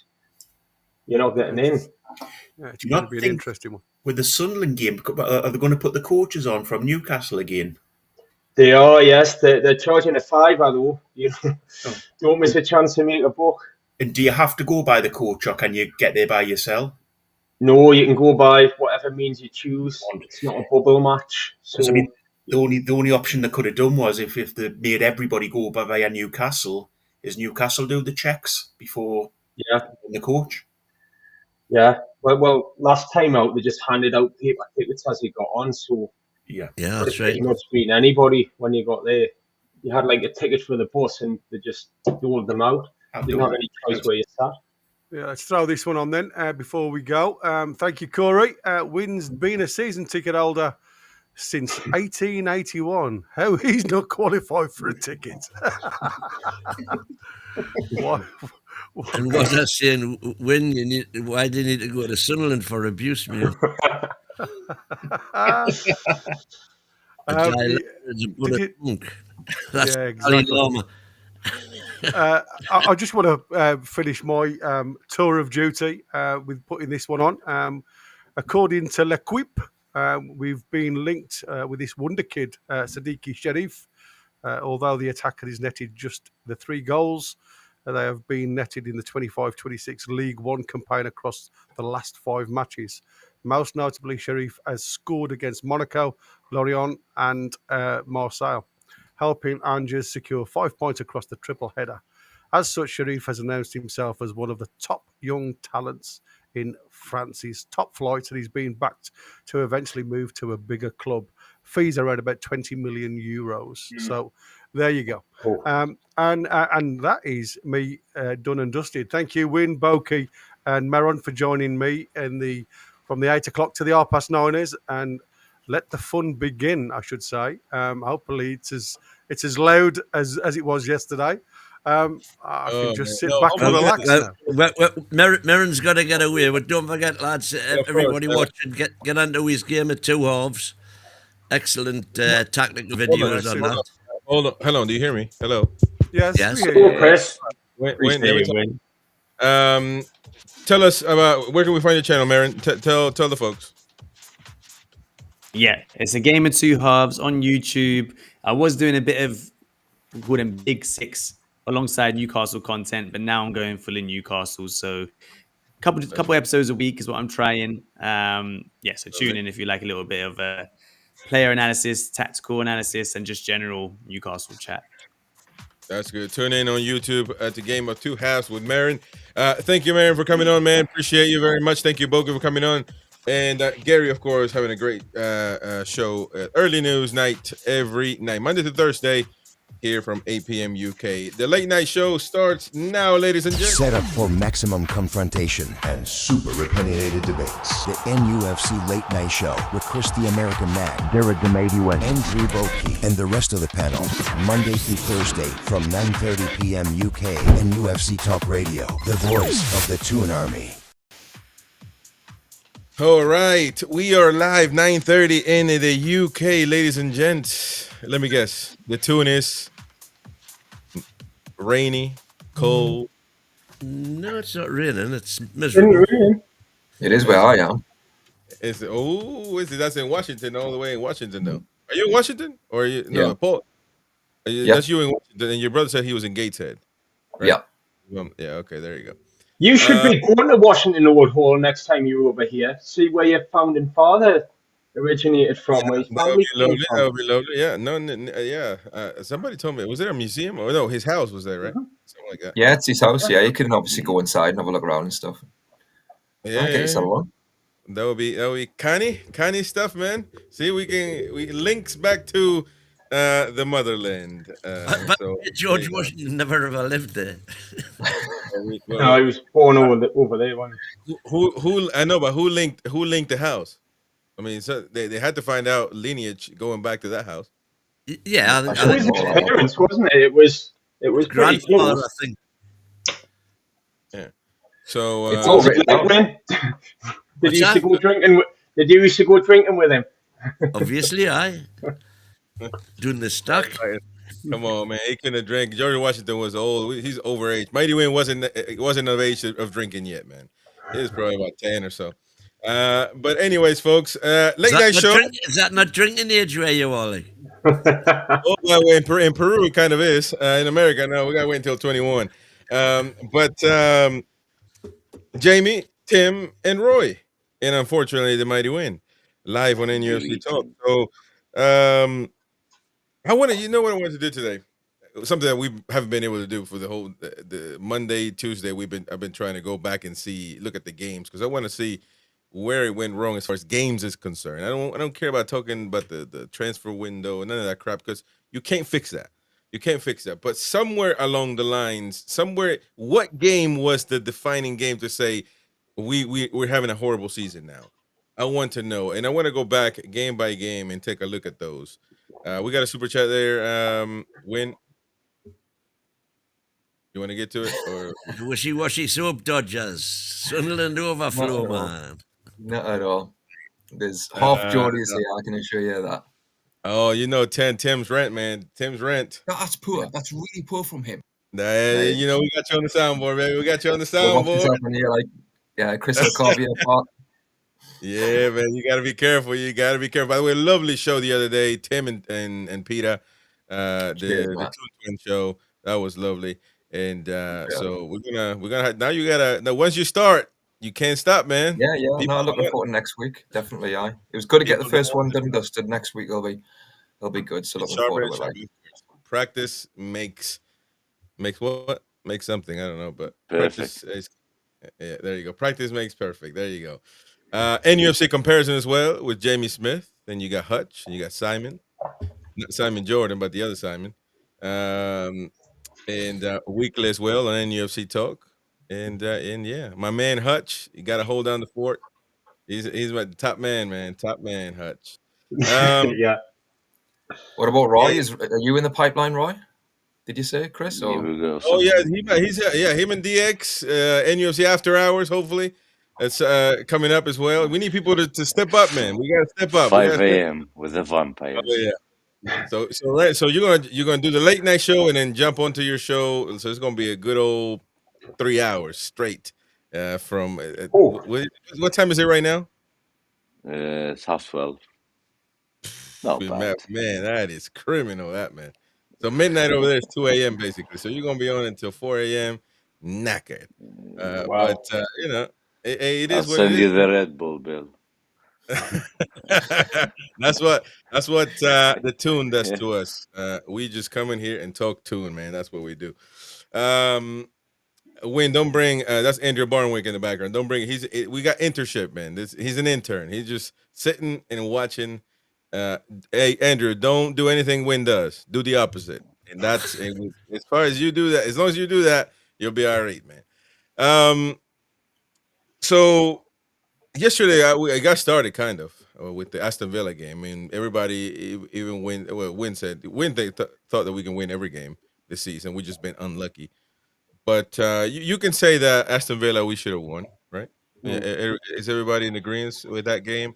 Yeah, the last half an hour, and the Elanga chance at the beginning of the game. We were the better side by far, really, in that game. We definitely should have won that one. And that's where Ramsey got hurt, right? Am I not mistaken? Leeds. Oh, that was Leeds. Oh, we'll talk about Leeds in a minute. And so we got to Liverpool, I think yesterday, and then we just got off on the rant. Yeah, so we went to Liverpool. Should we have that was still honky dory though. We just needed a striker, right? Without the red card, we probably would have won the game. Yeah. That was a brilliant performance, Syke, for me. Yeah, that was like full of heart. That's passion, the but highlight also of the season so far for me. Yeah. I mean, despite the kick in the teeth at the end. Yeah, but then again, somebody got sent off when he shouldn't have. He shouldn't have. That's not a regular red card where, you know, bad challenge. Maybe you go too far, you don't mean to, or last minute, or like a Luis Suarez type goalkeeper save that he did at one time. I think it was for the. It was a player being over enthusiastic. It was silly. It was too hard. Trying too hard. Was it trying too hard? I think it was just frustration, really. Well, you remember he ran 30 yards to close the keeper down, and he was in full stride. So the keeper rolled it out, or kicked it out rather, to Van Dijk, and he was in full stride. So he just kept on going. Maximum confrontation and super opinionated debate. He forgot to service his handbrakes. But why would you go in like that? Why would you not just like slide across Van Dijk? When you said, let me just clarify. Are you trying to say that it wasn't a red card? Because I don't think you're saying that, right? No, 100% red. The way it turned out was a red card, but it wasn't a malicious red card for me. You could see he definitely took his, at the last minute when he realised he wasn't going to make it, he pulled his leg away, the one that would have made the real clatter, and it was the one that was left in that caught him. But it did. There was no malice there for me. It was malice. I mean, Jeffrey Dahmer said he didn't mean to. He was just hungry. Enthusiasm. Jeffrey Dahmer said once that he didn't mean to. He was just hungry, so he just find a leg to nibble on. So I mean, you know, I'm not malice. We don't know about none of this. We can't read people's minds. So he was a clear, evident red card. 3 marks coming down like the Wolverine on Van Dijk's leg. So there's no doubt about it. Why are you trying to argue? It's just the second game, and now you're trying to argue already. It was something that makes no sense. It was stupid in a nutshell. Stupid. Yeah, but listen, to all the sensible fans, it was a red card, right? Tim, Roy. It was. I'm not disputing it was a red card. But so let me ask you, because even now we can say that we can go back in the whole season. Gordon's not having a good season, a poor season. Last year, the same thing. So what's the matter with him? Why? Because because we keep playing him. It's not like we said, you know, he's not a good player no more. We're going to put him on the bench and try somebody else. No, we keep playing him. So that's not working clearly. But then we play Harvey Barnes. Barnes on from the start of games isn't working very well either. Well, you haven't tried it. You haven't given him a long period of time to try it anyway, compared to Gordon's. No doubt about it. Yeah, when Barnes has a bad game, he's inevitably dropped. Whereas when Gordon has a bad game, he's not dropped. Yeah, I think that's probably fair. Yeah, he must be from Washington D.C. or something, because Gordon got a 3-game ban for that tackle, and Barnes played the remainder. Was he on the pitch in that Liverpool game? Then 3 full games, and they were dreadful. Wow. That would have been Leeds, Leeds, Wolves. Well, we won that. Barcelona. Well, Barcelona. No, sorry, Bournemouth. Yeah, Bournemouth. So I suppose actually, look at that. That's 5 points. That's pretty good return from this season. So beating me. But overall, that game, I think we should have. We could even beat them. To be honest, I think we were at 2-1 or something like that. Not 2-0, right? It wasn't 2-0. No, it was 2-2. Yeah, we were 2-0 down. Came back. 2-0. I think 2-0 down when we got came set. back, When he got and then set we off. conceded at the end. Didn't we go up first and then they tied and then we went up again? Wasn't that? No, they were 2-0 They were up. 2-0 up. 2-0 up, and then Gordon got sent off. Oh yeah, got sent off. Oh yeah, that's right. No, I'm sorry. Yeah, and we managed to come back 2-2, and for some reason we thought we were Billy badass, and we thought we can do it all. Went for the win. 52,000 people cheering 11 minutes extra time. Yeah, but they're all pissed. So you know, that's why there's supposed to be somebody that hasn't been drinking all day to make the decisions, and clearly that was a mistake, right? Do you guys agree? Chris, right? In that I don't game, think right? it was a mistake. Well, in that moment, we had a corner, didn't we? And we were actually pushing, and we looked likely to get a goal if anyone was going to get a goal. I just think we had 3 clear opportunities to score. Yeah, but when it got to 95 minutes, I just think then, you know, you might be nitpicking, but at that point, I just think get Elanga tucked in and cover your fullback positions. At that point, take the 20 hindsight, wonderful thing. No, but you gotta think though, when you can't, because if that's the case, then nobody makes mistakes, because every I know Eddie Howe tried to do the right thing. No, I don't want people to be frightened to make mistakes. Yeah, I want people to try stuff. The problem right now is everybody's frightened. That the confidence is so low that everybody is frightened to try anything. They're all just looking for the safe pass. The safe pass every time. I think it's a sort of 50-50 argument on that Liverpool game, but you probably need to move past that, because I don't think anyone can argue it was a hell of an effort to come back from 2-0 down with 10 men, and they played well throughout the match, and you just had that one little switch off at the end, which was an absolute sickener. Yeah, you're right. That game the performances went wrong after that, didn't it? That was the thing. But you know, listen, even if we didn't manage the game, it's just we missed a point. It's just 1 point, second game of the season, so it's not really the end of the world, is it? No. And then you go to Leeds, and Wynn starts because you know he thinks the rest of the world is thick, so he starts educating Ellen Road, and they're just like the prisoners from Alcatraz are at Ellen Road, and they're just, it's just a bad atmosphere, man. You go there, so because he thinks that it leads from the 70s, 80s, but this leads. We go out there with 3 defenders, 3 center backs, five at the back, and trying to. I mean, what was the point of that? That game was horrible. Well, you can argue we went 3 at the back, or you can argue we went. You can argue we went 5 at the back, or you can argue we went 3 at the back. No, you can argue 5 because clearly we try to defend. So, yeah, I think that's the. Yeah, we pretty much Because yet again, if you remember that game, the first 15 minutes were all over them. Kind of. More possession and stuff. Jamie, you were there. Yeah, I got absolutely soaked. I can remember Jacob Murphy having one good shot on target from a little bit out wide on the right, and apart from that, I can't remember nothing else that happened. It was just an absolute non-event. We had all the ball in that game. I think we did try and go. I don't think we went there for the point. I think we went there for the win in a different way, and we had all the ball, but we had no way of breaking Leeds down. We were toothless. No penetration. Ramsey went off injured fairly early on, didn't he? Yeah. After that, we died off. Yeah, we died off a bit after he came off because he looked really lively. Yeah. Because if you think about it, Chris is looking crisp awake and bushy-tailed tonight. Oh yeah, man, look proper, man. I'm looking proper. I got my Newcastle with the English flag on there. Just very British proud, flag. loud and proud, baby, That's loud and British proud. flag. I found my ties with George Washington, so I gotta rock the British flag. You need to get a one with Newcastle and the Stars and Stripes on in black and white. Yeah, There's a challenge. There you go. There you go. Well, not these days when you can get out printed you want, like, but yeah. Anyway, I mean, that was shambolic. Yeah, Wayne, that's shambolic, man. Don't say that again. Anyway, so that'll get clipped.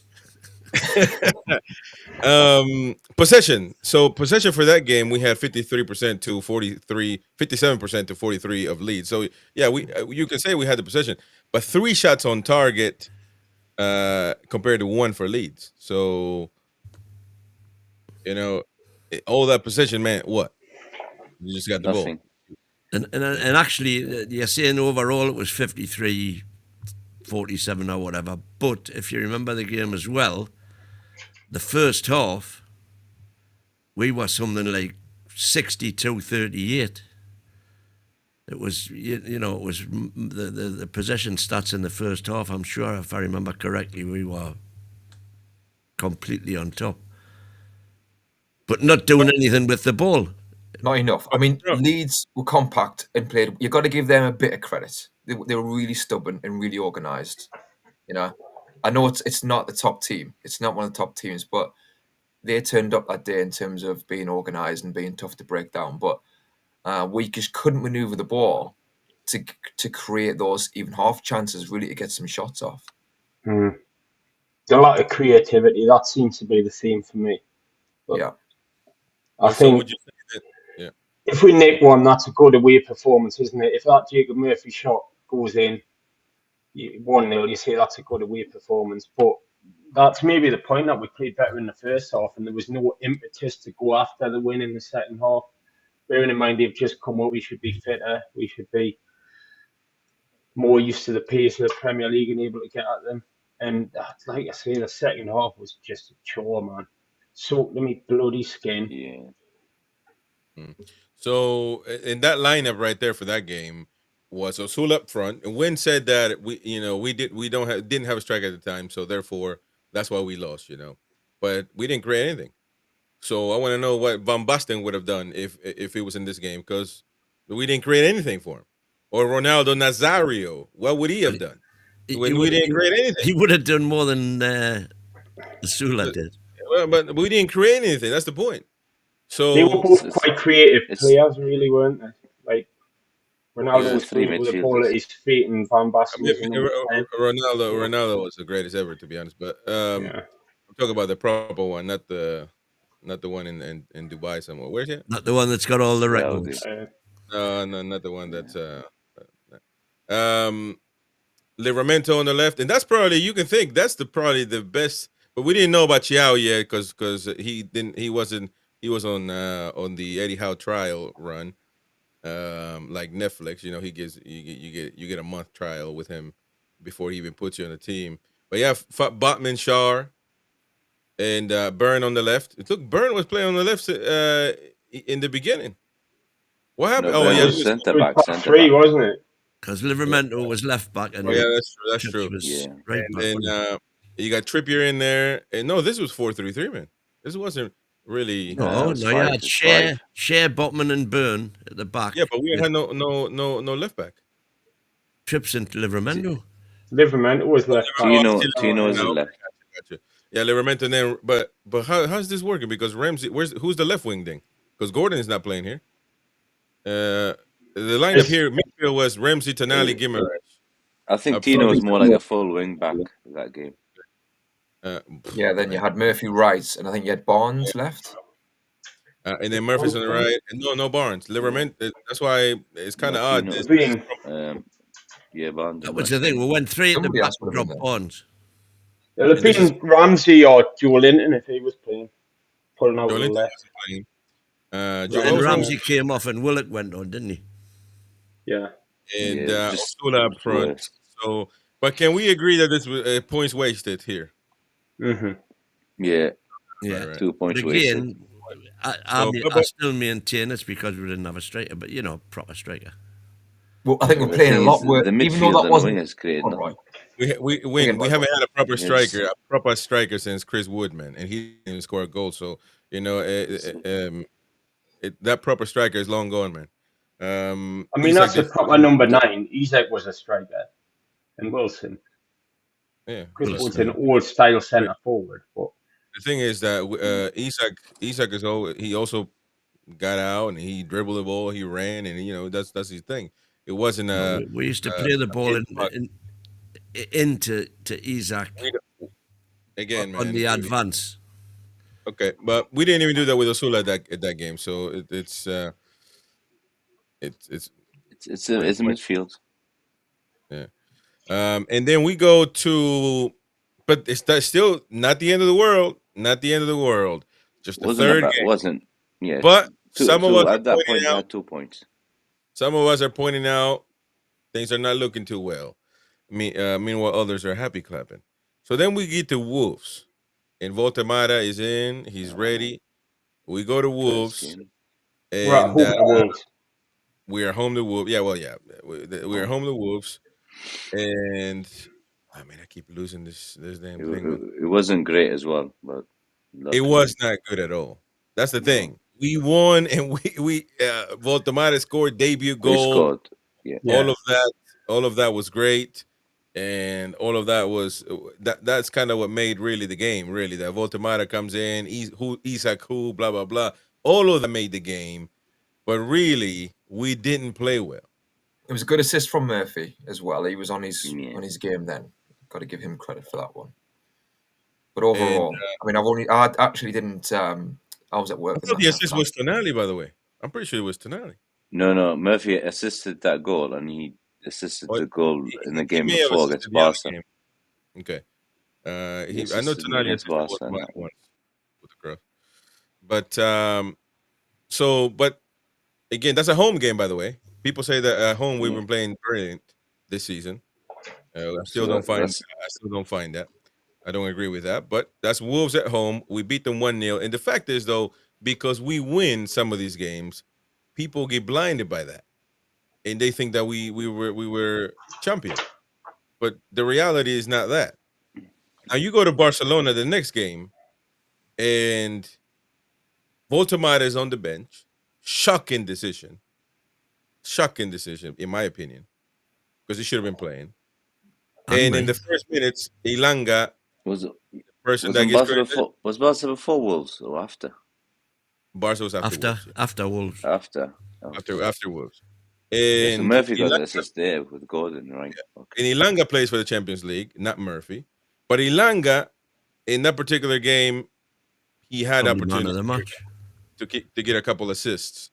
This man of the match will win, man. No. It was Tonali got the man of the match against Barca. Yeah. Tonali man of the match every game almost. I think Marcus Rashford got it, didn't he?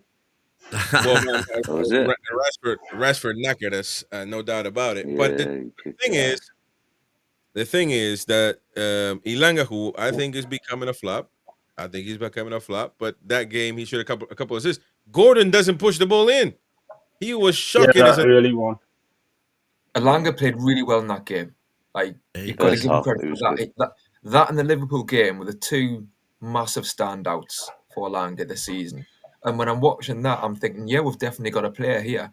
He's a bit rough around the edges, but he's going to bring us something different. And if we're having a strike on the pitch, then I do think we'll win, at least score a goal anyway. And I think we played really well in that game overall. We were beaten by the better side in the end, and we're hampered by the fact that we didn't have a striker. I like the way, and it was remarked on at the time that Barcelona kind of sat back, and we felt as though we were dominating the game and controlling the game. But then midfield too. Yeah. One, Jimmy. Their midfield too. I thought were outstanding that night, and that was maybe a start of a little bit of doubt creeping in as to Bruno and Tonali being, potentially the best midfield in the world, because Pedri, I thought was just Pedri was outstanding. I understand all that, but I disagree. I don't think that we felt we were playing better than them. I think we were playing better than them. I don't think that Barcelona's game plan was we're going to play worse than Newcastle, let them think that they got us, and then we're going to beat them. I don't think nobody's plan is that. So I think that we were better than them, but we just didn't finish the opportunities that we had. Had we scored the 2 goals that we needed to score in the first, if maybe we had a proper center forward like Walter Mata, it would have been a different. But that was a decision. So that's what I'm trying to get. I want to go back and see what decisions, what made us lose these games, because that decision of not playing Voltemade, I think that's a Demon decision. And the Barcelona game, we had an XG of 1.22 to their 1.13. So we definitely created the chances. I think we just skip big this one, chances don't we? to their one. There's 2 things. First of all, they're one of the best teams in the world. You know, you don't expect to beat them, and we gave them a good game. And secondly, the Champions League isn't really an issue, is it? You know, because we went on from there to get 9 points from 9 and we're sitting pretty there. It's the Premier League where the issues. That's a fair point. Looking at it in hindsight, that's a fair point. Just Chris, on this game, you asked them why did we lose, and you're trying to find out little pieces of information as to why. And I just think when Gordon misses that chance, the fresh air shot, even if you're not going to play Voltemade, I just think maybe try Barnes in there. If that ball comes to Barnes, would you back him to connect with that? He's got the quality too. I'm not saying he definitely score, but I think he'd do better than a fresh air shot. At least hit it, yeah. Oh, he swung and he swung and missed. Yeah, nutmegged himself, didn't he? There's a Oh, good yeah. point. There's a good point from Gillian in the chat there, Gillian G2452, which is if you remember, Shea got concussed and he didn't take him off quick enough, and Yeah, and missed. he failed to pick someone up for the first goal. Rashford's hit Yeah. it, yeah. So Destiny gave Eddie Howe the opportunity to showcase Chow because he wasn't playing at the time. That's plain and simple. He wasn't playing at all. He came in for Liverpool. Yeah. Overall, Came we're on kind against of Liverpool unlucky in that game. when Botman got crocked. Yeah. And what was I saying? We've been rubbish and underwhelming, let's be honest. And to me, games. This may be premature for some of you, but to me, I was already seeing the light. By the way, we had Northern Lights here in America yesterday. Nice, man. That's the first time I ever seen them. I'm not bothered by it, to be honest. But my wife kept getting, "Hey, man, everything is red outside." But I started seeing the Northern Lights, so to speak, after this game. It wasn't that the IHOP was on fire, was it? You sure it was Northern Lights? Mississippi burning. That's a good point. That's a good point. But this is when I started seeing the light against Bournemouth away, because I think this is a deliberate decision to just sit back and wait and see what happens. And I do believe that if a manager team thinks a good point away is a good point, I think we're knackered, to be honest. It's Newcastle United. I think that's a mediocre way of thinking.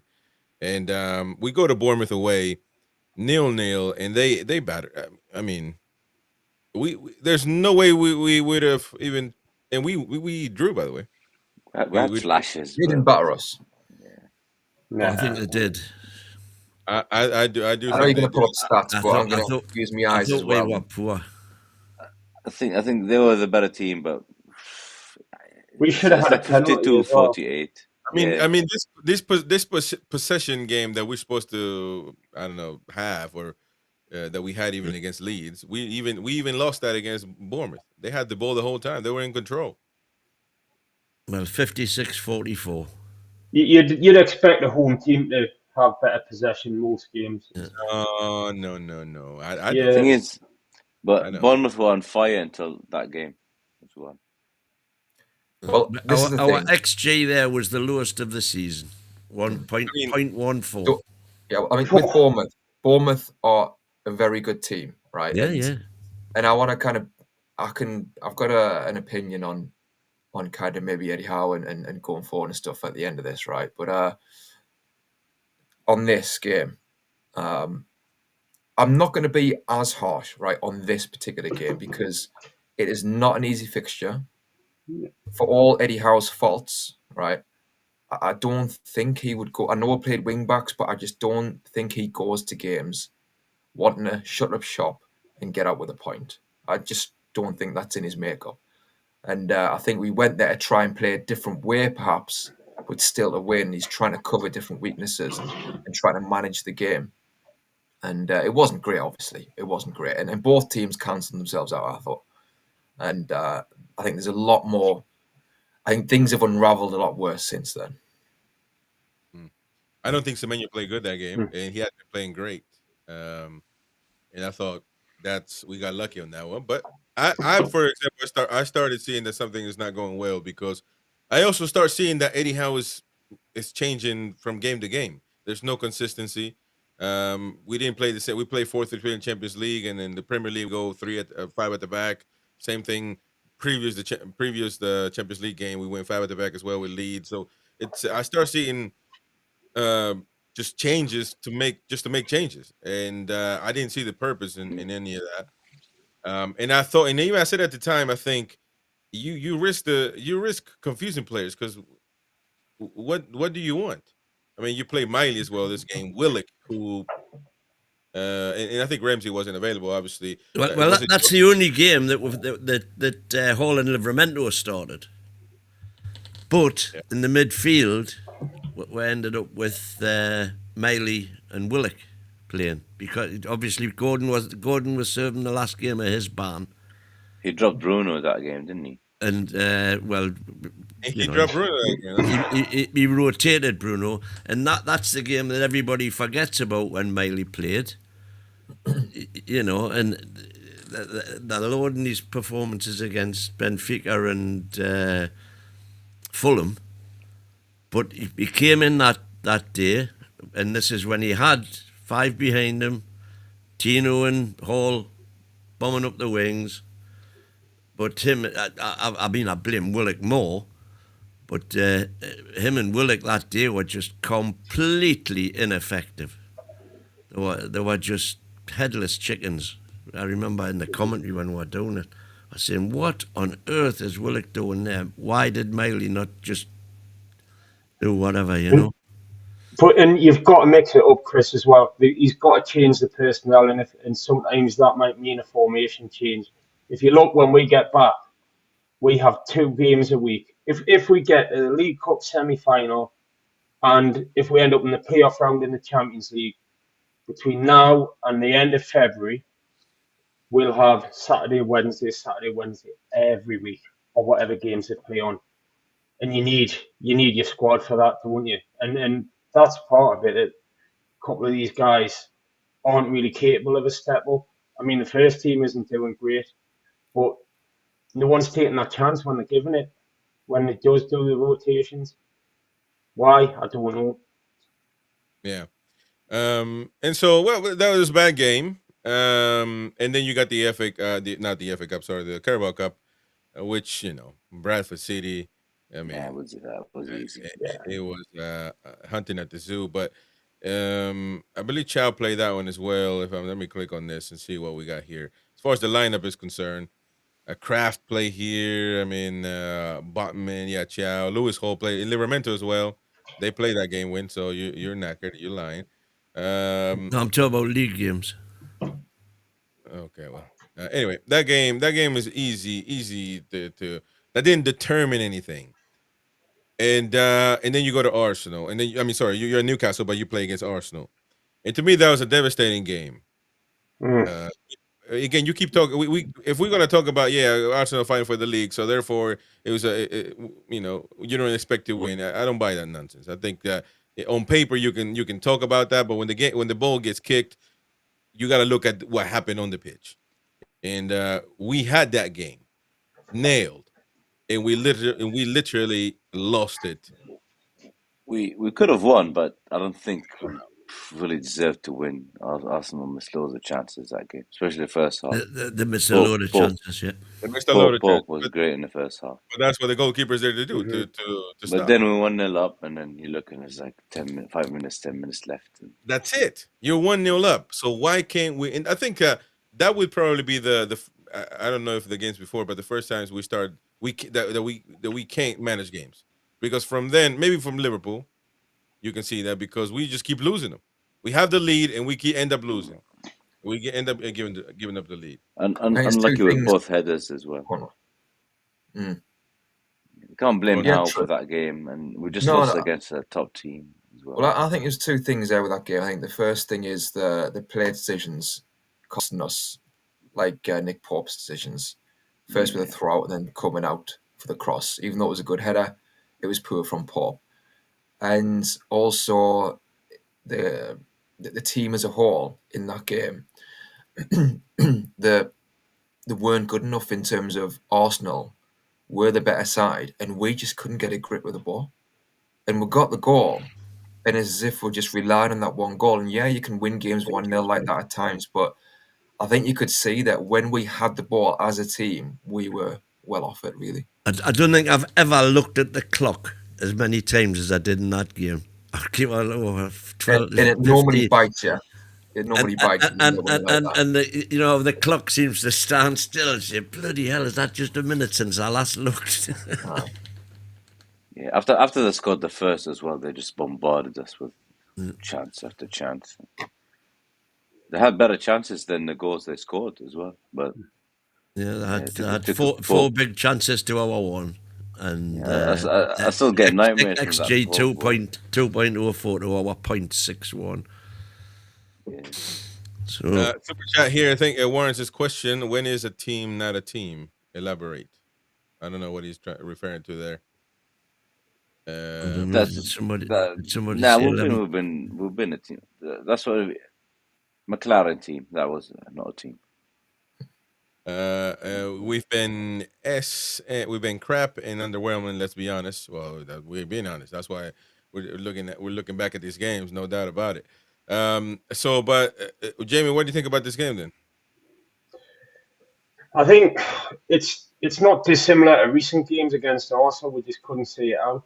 Maybe if you're looking at what went wrong, possibly the management of set plays defensively is something that's emerged here. And if we go back to Brentford at the weekend as well, it was a good header at the end. Should add as well, he shouldn't have been on the pitch because he dumped Voldemort off the ball. But I think it was obviously sickening to lose like that. You left the ground thinking, well, they've had a bit of a go. Arsenal are a good team. There's other games that have got me really angry. This just was sickening, I'd say. I think things took a turn a little later in the season in terms of them not being coherent. But the thing that I take from it is, not managing the set plays particularly well. Yeah, wasn't it a similar play to what happened with Pope and over the weekend? It was close, yeah. And so Pope trying to come out and he tries to jump over his own teammates and the other guy alone to just deflect the ball in. So even then, is it a case of do you bring Ramsdale? And even then, it's like, okay, I bought him for a reason. I think Pope, the next game, I might be wrong, but he might have had a good game afterwards. So you think, oh, well, there's the real Nick Pope. So it swings and roundabouts. But like you say, Chris, those mistakes have carried on here and there with Nick Pope. Yeah. And getting 2 goals so fast, though, I mean, it's criminal, man. I mean, I don't think any team should, when you analyze. I think there's about 9 minutes between them, or 8 minutes. 85th and 94th or something. So then we go to USG away, and people thought we're back, we beat them like a drum, blah, blah, blah, win parade and all that. It was like playing a League One team now. And but the reality is not that. The reality is you come back to Forest, and I was there. You were there. You were there at the game, and I thought that was a decent. First half atrocious, and I've never seen St James's Park this bad or quiet. It was Jekyll and Hyde. Second half just lighted up, and second half we turned up in the second half. First half was just. First half I'm like, why did I pay all that money to get here and watch this? Yeah, it's worse than watching on TV in Qatar. And that's a home game. Again, people saying at home we've been brilliant. It's just away that's the problem. No, we're not. We managed. Defense was solid. Yeah. We managed to get the point, but that doesn't really say about how we've been playing. And people were talking about Eddie Howe. The pep talk must have been great at halftime because they came out and obviously played much better. But it wasn't a particularly great game overall. I've just been having a look and what you were just saying about set piece goals conceded. So this season, where do you think we are in terms of the table, in terms of set piece goals conceded? We are both Arsenals were set pieces. We are third, and we've conceded 9 goals from set pieces this season, and that makes us the third best team in the league. There's only Man City and Arsenal have conceded less, with 5 and 8. Crystal Palace are level with us on 9. Hang on, 9 goals in 11 games. Surely that's a lot. Yeah. 9 goals from set pieces. Yeah. That. Someone scored a set piece against us just about every game. Then. I don't think that's good. Well, against Arsenal, that's 2 right there. There's only 2 teams doing better than us, is what I'm saying. Man City and Arsenal. No, there's more set pieces now, isn't there? Liverpool have conceded 17 from set pieces in 11 games. Oh wait, what? Doesn't make sense. No, you're not reading there right, man. Get out of here. There's something wrong there. Wolves are top with, according to this, Wolves are top with 25. You're man. Come on, man. You're out your mind, man. Yeah. I mean, that was shambolic. What?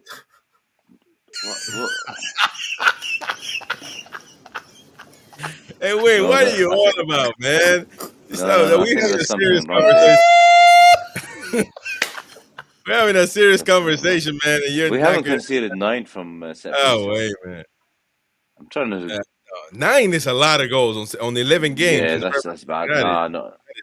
And you're talking about 17 for Liverpool, man. I mean, Liverpool at 8. I would say if you considered 9, you're probably the worst team in the league after 11 from set pieces. I can imagine Liverpool being up there because they have struggled big time with set pieces. But Liverpool 17. What? There's no way set pieces. No. 17 goals. You know what that is, man? That's like what you get a whole season. I've got the Premier League table up here, right? The current Premier League table. And Liverpool have conceded 17 goals altogether. So if every goal they conceded has been a set piece. So have Wolves conceded 25? Yeah. And have Newcastle conceded 9? You're talking about we've let 14 in. Come on, man. We've let 14 in. Hey, we're gonna set pieces. Don't worry, we'll edit this part out. We'll edit this part out, man. Don't worry. Jail. Yeah, we gotta put him in jail. You gotta put him in jail for this one, man. Come on, man. We're not supposed to. I wanted all serious talk, man, and you're just unbelievable, man. We've become worse since we got that set piece coach. Because set piece coach is not just us taking the set pieces; it's us defending set pieces. We've been worse since we got. All right, let's transition that. Whoever wrote that website is wrong, man. I've looked at 2 because I didn't believe it the first time. You're not gonna tell me that Wolves allowed 23 in set pieces. That's who is this team scoring all these goals at set pieces? Wolves' defensive record is reflected in their league worst set piece record and bottom table standing. Arsenal's elite organisation under set piece coach Nicholas Jova continues to pay dividends with the fewest goals conceded and the most scored from dead ball situations. Because it is, do you want the same breakdown for goals scored from set pieces? That's what you're supposed to be looking for. No, I'm looking for goals conceded from set pieces. Oh, yes, we are. Yeah, I thought you meant scored against, but yeah. Anyway, never mind all that, man. Regardless, we Forest. Anybody last say on Forest? What do y'all think about that? Well, it was an emphatic performance second half, I would say. We turned it around. I think we could have had 7 against Forest. Wait, time out, Second, man. We actually no. We missed. We could have had 7 comfortably. We missed you in the first half. Well, we had 8 shots on target, so And- 7. Yeah, you're right, but they also could have 4. Voldemort hit Yeah, the 4 shots on bar target. as well. It did, yeah. Listen, and the second half, that was it. But the first Did was, we not hit the woodwork 3 times that game? I think we did. I think the keeper but did few saves, but I know Voldemort hit one that bounced off the bar. Walter Mada missed a sitter. That's one of the sitters that he scores every time he gets a chance. But that was the first one that he'd missed. He had hit the 5. forward, didn't he? He had 5 goals from 5 shots on target, and I that think was he the just first found one. it there. I think he found it and then just shot, and of course hit the. Joe Linton was the easy one as well. Yeah, as he does. I think it was okay. It was, it was a good performance, goodish performance in a season where things aren't going badly. You'd be fine with that. But what's happened since, looking at it through that lens, you do think, in the first half we couldn't break them down. It was a bit of a slow game, but that happens sometimes. I don't think anything that happened in that game is a problem. That's probably our last decent game in the league. So because now next we go to Brighton, and what I want to chat. If you're on YouTube, I want the chat to get engaged, talk about these games, go game by game as we're going to analyzing what you remember about these games, and of course when you'll start some comments that are relevant. Shout out to Matthew Bullman. He's a Liverpool fan, I see, but first I don't think it's the first time I see him. Maybe you were here when the Isak drama was going on. Brighton. We go to Brighton away, and I think this is most people's. Well, maybe not most people, but yeah, I think it would be most people's reckoning that something dodgy is happening. Because we go away and it is bogey team and Brighton and we haven't beaten them anyway. All of this nonsense, it's irrelevant. 10 years ago has nothing to do with now. We go out there and we were absolutely, give me an adjective that I can say on live. Shocking. Poo. Dreadful. Knackered. And then we got Ilanga up there. Gordon is back. Is that Gordon back or no? He came back before that. I think might have been, no, he came back before that. Yeah. Gordon is there. Voltemade scores though, but it means nothing. Wonderful goal. That was his little clip of the back. And he was there in the box as a proper center forward. All you got to do is give it to him and let him do his work. So far, we haven't even done that to judge whether he's a proper center forward or not. Voltemade scores, because we equalized that game with that goal. Yeah, but hang on though, because that was a great goal, right? Let's accept the fact it was a great goal with what he did for it. But the assist wasn't an assist. The assist was a shot. Yeah, that's right. But I'm talking about it wasn't a case of feeding Voldemort. It was a shot just that a he stray took ball. advantage of. But you're proving my point that we don't feed Voldemort. He just has to. He's a lone wolf that's just finding food wherever he sees it. So exactly brings my point. No, we're not feeding Voldemort. He just found the ball and scored it. Ilanga started. Poor game by Ilanga. I remember very clearly.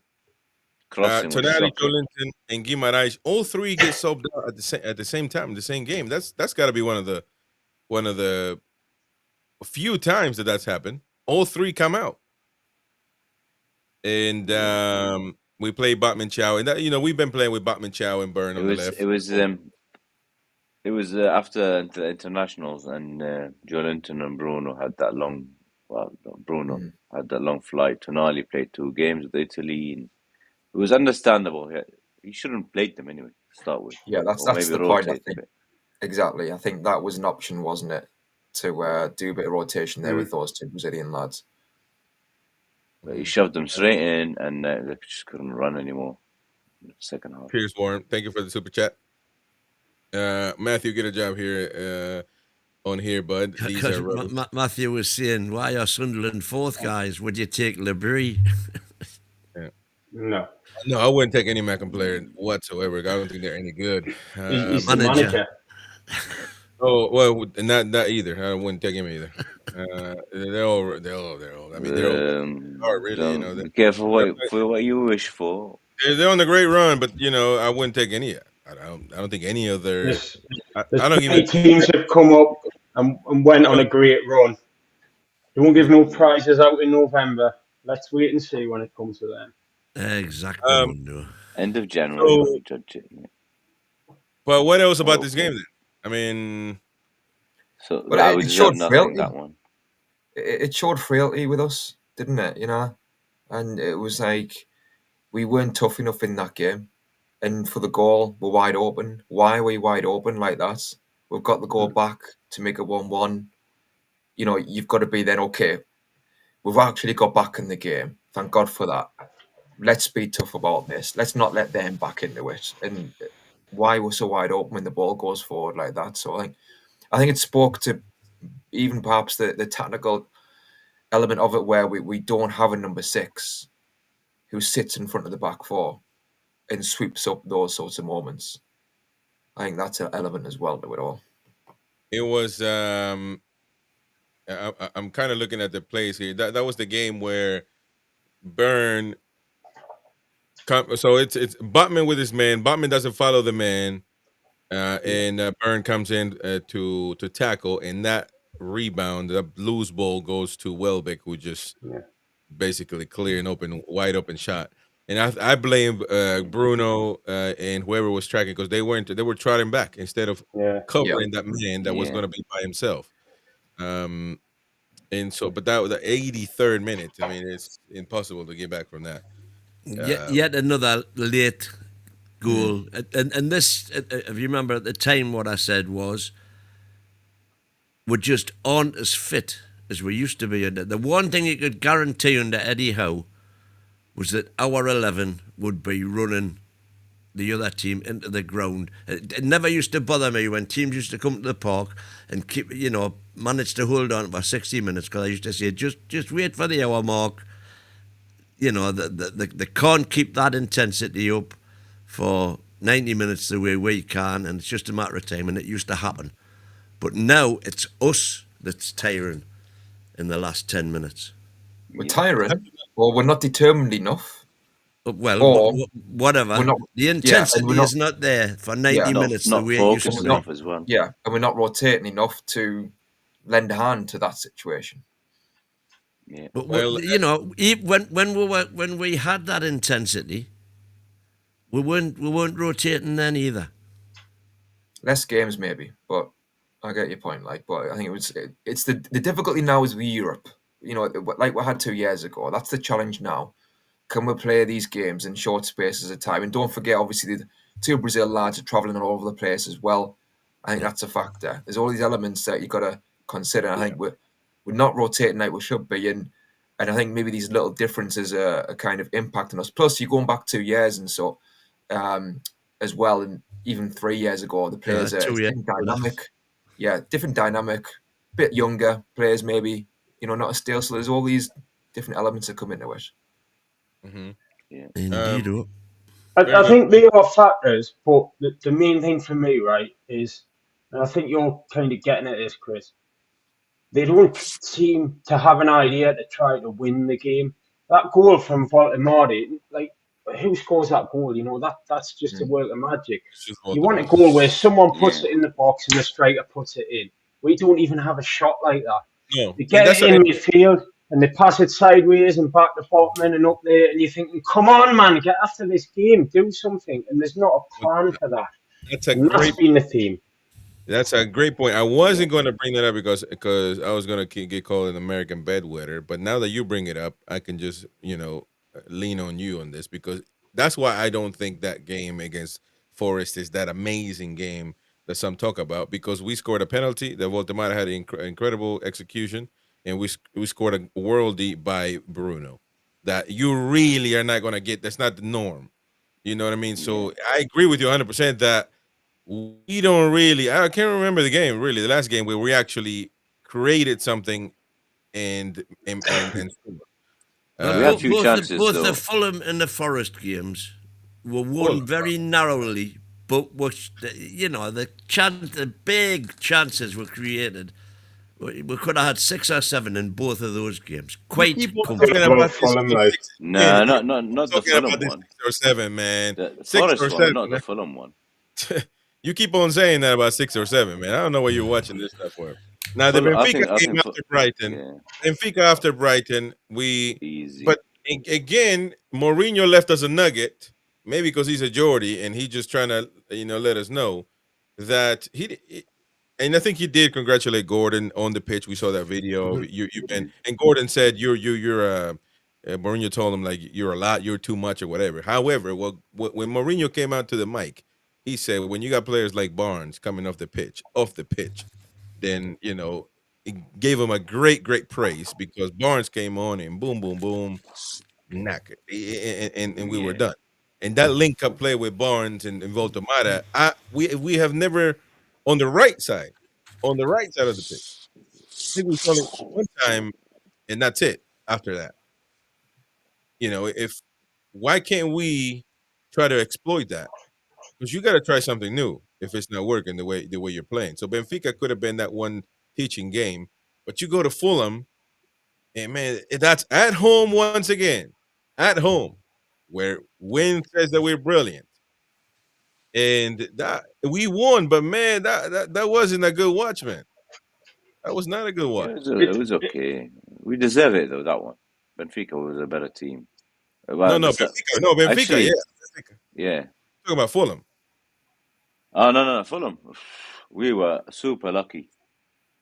We were clueless when it was 1-1. We were just clueless, and I was worried about Fulham scoring because that's exactly what happened last season. It went tough. Minutes was all over the place. And it's another example. It's a little bit different, but that goal when we took the lead to go 1-0 up, Jacob Murphy created that goal himself out of nowhere by chasing the defender down, running ahead, and producing a pretty good finish. That's not because you've got a game player that's creating chances and making opportunities, and someone puts one away. That's unusual. That's an individual action that gets you a tremendous goal. We just didn't create there, and then obviously, what was a winner? Like it was the clock ticked over 90 just as he was doing his celebration, didn't he? So got out of jail there. Yeah. I think it was 20 minutes after the second half began where that kind of killed us, or could have killed us in that game, where Fulham came into it and we just dropped off. Inevitably, they scored and got it at 1-1. I think we should have. I think wins not 6 or 7, but I think we should have a few more goals than what we had. But then we just make it hard for ourselves by letting them back in when the second half kicks off, and then the pressure's on then at 1-1 to try and get a win. And obviously, I'm just referring to my notes from the Fulham game. Second minute, Waldemar hit the post from the Gordon free kick. 8th minute, Murphy hit the post. 25th minute, Murphy was 1-on-1 with a keeper and blew it. After having the second chance he had, we're already 1-0. It was a good save that by the goalie. Murphy had the easier chance then. So that's 25th minute. The referee played on after Bruno was fouled. After Waldemar was fouled, and Bruno went in. He was inches wide. Then the Bruno header that he should have scored from Gordon's cross. Oh, wow. J7. Yeah, but the fact of the matter is that J7 header from a trips cross, and J7 Bruno post shaker. So we hit the post, we hit the woodwork 3 times, and we had 4 other good chances. Yeah, but all in the first half. But the stats say shots on target are 6 for Newcastle, 4 for Fulham. So the difference is not really that much. Yeah, because the post's not counted as a shot on target. Yeah, but there you go. But what about Fulham as well? I'm just. What about you? Can't when you watch the game, you can tell that it wasn't a pretty game at all. I watched the game, and I'm saying everybody when I came in after the match, I came in here after the match for the reaction, and everybody was doom and gloom. I'm saying, you watched the same game as me. We absolutely murdered them. I don't think it was the worst game. I do think it was like I've seen a lot worse than that. I kind of agree in that. Yeah, like we should have just been out of sight. 2-3-0 up. We should have been out of sight, exactly. Like it was a 20-minute period. That's what hurt us in that game. The start of the second half. Either side of that period, I think we played. It was a scruffy game, but I think we played quite well. And eventually, we played quite well. Yeah. I think it was a dodgy game. But it turned out, it was the last minute winner, so everybody's saying we're scraped. You want to go back to last in season? reality, we did because he got the last minute winner. But if you go back to last season, the game was almost exactly the same. The only difference was they got the second, not us. Your score says And they wins won that that game. jail time than Charles Bronson. There you go. Wherever that is, but there you go. Charles Bronson. But I know Charles. Charles Bronson, the actor man. Oh no. No, he's on about Charles Bronson, the prisoner. Yeah. Who's a different guy. Charles Manson. No, Charles Bronson, the guy with a great big beard. Oh, yes. British prisoner. Yeah. There's a film about him starring Tom Hardy. Yeah, Zodiac or something. No, it wasn't Zodiac. This is why I always have to tell you the right answer. I know. Ashington will be okay, by the way. How's the dogs doing? But I don't know. But Warren, thank you very much. But so are you guys? So you guys are not worried then about because I'm looking for y'all to tell me where you start seeing the light. I was a long time ago. I was over there by what did I say? Not Brighton. Bournemouth. So I guess you guys are still good. You I was okay at Bournemouth. I started getting it at Brighton. We getting on right now. Brighton was the real red flag in terms of we've discussed rotation, performance, intensity.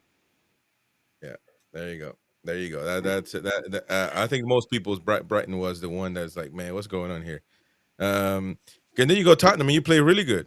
Against Tottenham, we play really well, but we made 8 changes. The only one that you see. I mean, Tonali, of course, you knew he would come back, but you would have thought Eddie's going to look at this and say, we put in 8 hungry lads, and they're getting the job done. Maybe I need to do something like this against West Ham. But he didn't. He brought in the same old crew back. Well, what he did was he rotated, and then he rotated. No. But all of that, to me, if you can't play twice a week, to me, I don't buy that nonsense. I don't. I mean, the great teams play twice a week, man. And it's football, mate. It's not really. Now you tell me that they're getting knackered because right now they're staying after the game, which is insane. Late at night training. Well, maybe you don't need to do that, but they're doing that, and I don't know why. If I'm a player, and you're gonna ask me to train after that. They do. You've got to have a cool down after the game. That's always been normal practice. But no, sir. They are training after the game. They actually had a training session it was for the players that weren't involved, but they did have a training session. Weren't involved much because Gordon played one of those games that he ended up staying and train. They're making them train. Yeah, they are. Jamie, you didn't know that? Yeah, I know it's a cool down kind of. Yeah. No, ain't nothing to do with cool down, man. It's a training session. Look it up, man. We've already talked about it. Trust me. They're training the lads because there's no training opportunities. I don't think that's to blame. Well, there you go. That's normal practice to muscle issues and things like that. I'm with you. I'm with you. Hey, I think Andy Borwick celebrates 3 months of membership. And he's listening to us right now in the background, by the way. We got an intern, ladies and gents, on NUFC Talk. Again, man, don't do anything. Do the opposite of what wind does, and you'll be all right. But the lineup against West Ham was Pope, Botman, Chow, Kraft on the right, Byrne on the left. Once again, midfield, same old. Guimaraes, Tonali, Joe Linton. Up front, Gordon, Murphy, Voltemada. On paper, this should be the lineup. Well, except for Kraft or really Byrne. So I mean, I guess not really the lineup. So, but the vast majority of players, Chow, Botman, all that. I think Botman's own goal. I do blame Byrne a part of that, but I also blame Botman. That was a poor clearance. I mean, that was poor to me, in my opinion. I mean, you got to be able to put a direction on that, man. I think he just put his foot there, and he went in. And I think that for a Premier League player, man, you would expect it to be better. Murphy scored in the first, the first minute. You thought everything was honky dory, but that's where the famous Tim rant came on, and you thought that we're gonna just ruck up after that game, after that goal, and turn him over. Well, I don't think it was the right team as well to begin with, because you had the Brighton game in the league and Bruno didn't turn up, Joe Linton didn't turn up, and they'd been really inconsistent before then as well. You had the Spurs game and you had Miley and Ramsey come in and play, I would say, really well. Nothing absolutely out of this world, but they played well. And I think that was the chance for West Ham to drop one of those normal starting midfielders, Tonali, not Tonali, but Joe Linton or Bruno. One of those had to be in the bench. And by all accounts, Bruno wasn't well. And he's starting. And unfortunately, you can see the results of that because they just simply weren't there. And you've literally just got Ramsey and Miley having had good games 4 days ago against Spurs. And as long as they're, not injured, they should be fresh enough to kick on from there and play 90 minutes at West Ham or whatever, 60 minutes. Well, that's the thing. You could argue they should have started, and then if they were feeling any effects, sub them then. To bring back the same 3 midfield again was a big problem. Really big problem. And the West Ham game as well, was the game when we thought just how good Chow is. Can you remember what the referee gave the penalty? Nah, more than that. Oh, yeah. That's when you got across to cover for Botman. Damn. That's when you found out?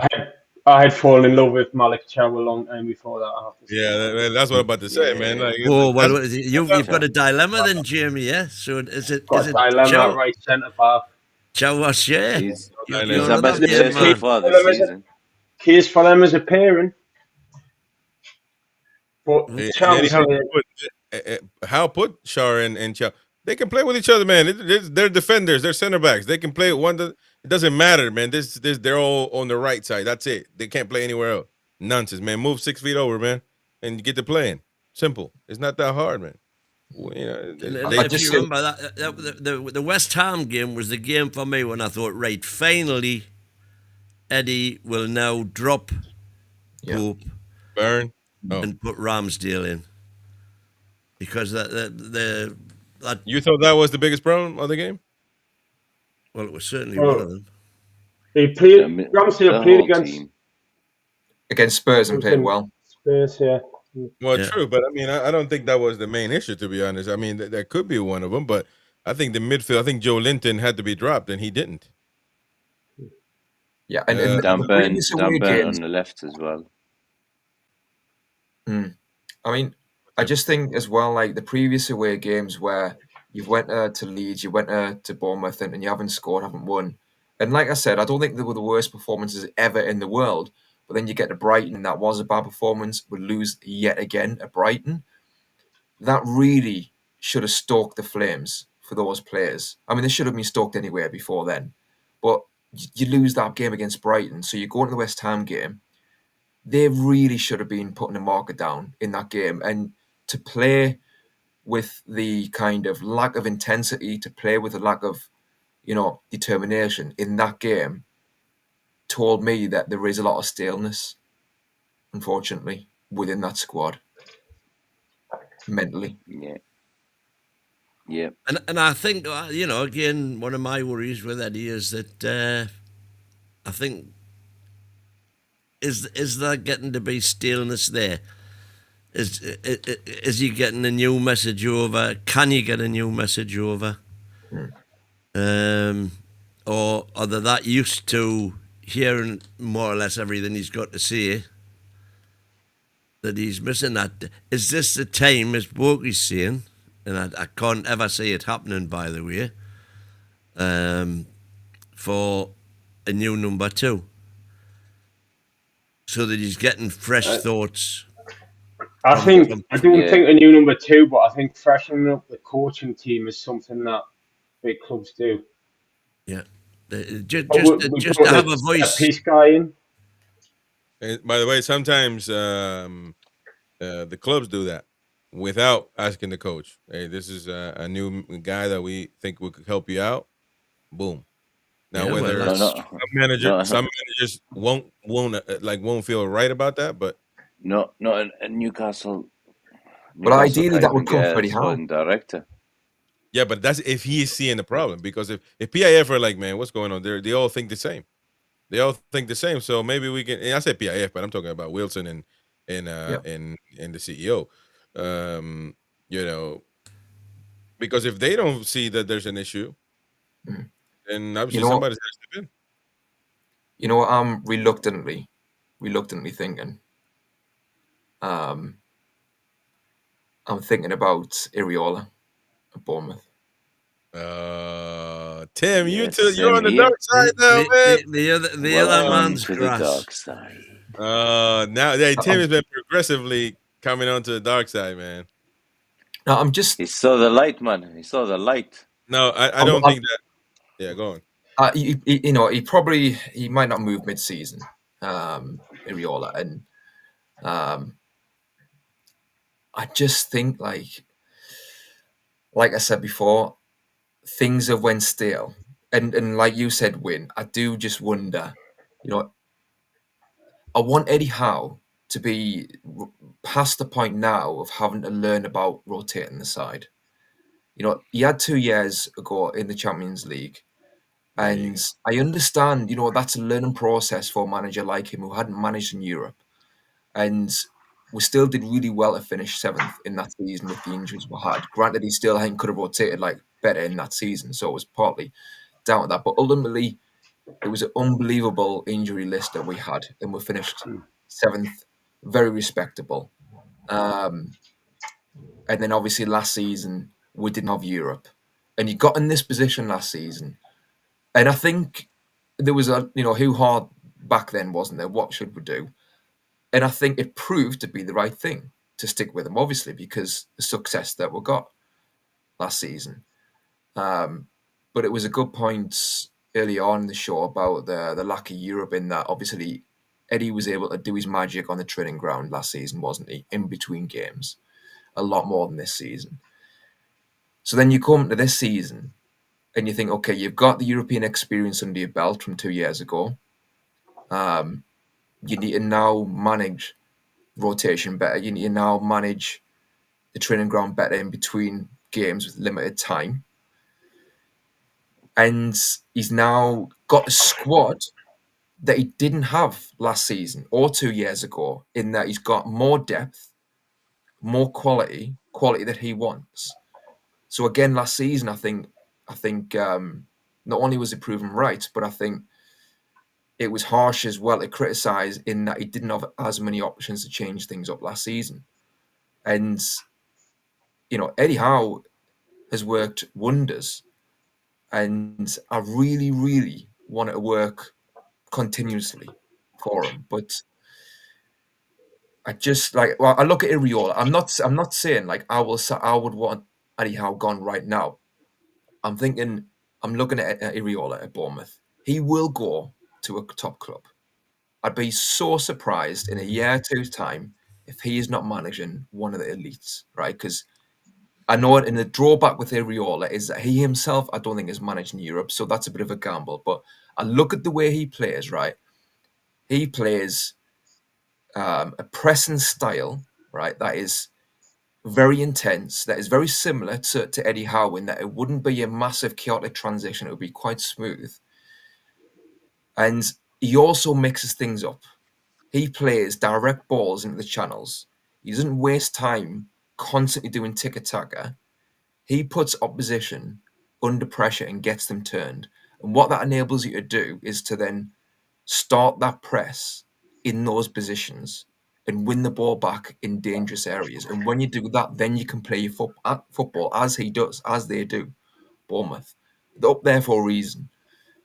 And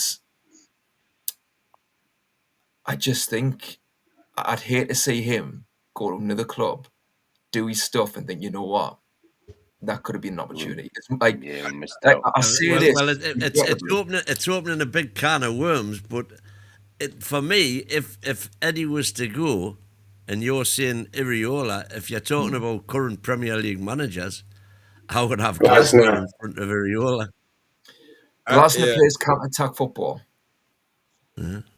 But he has got successful European experience.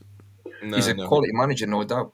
No doubt. And look at what he's doing at Palace with about the same resources as Bournemouth, to be fair.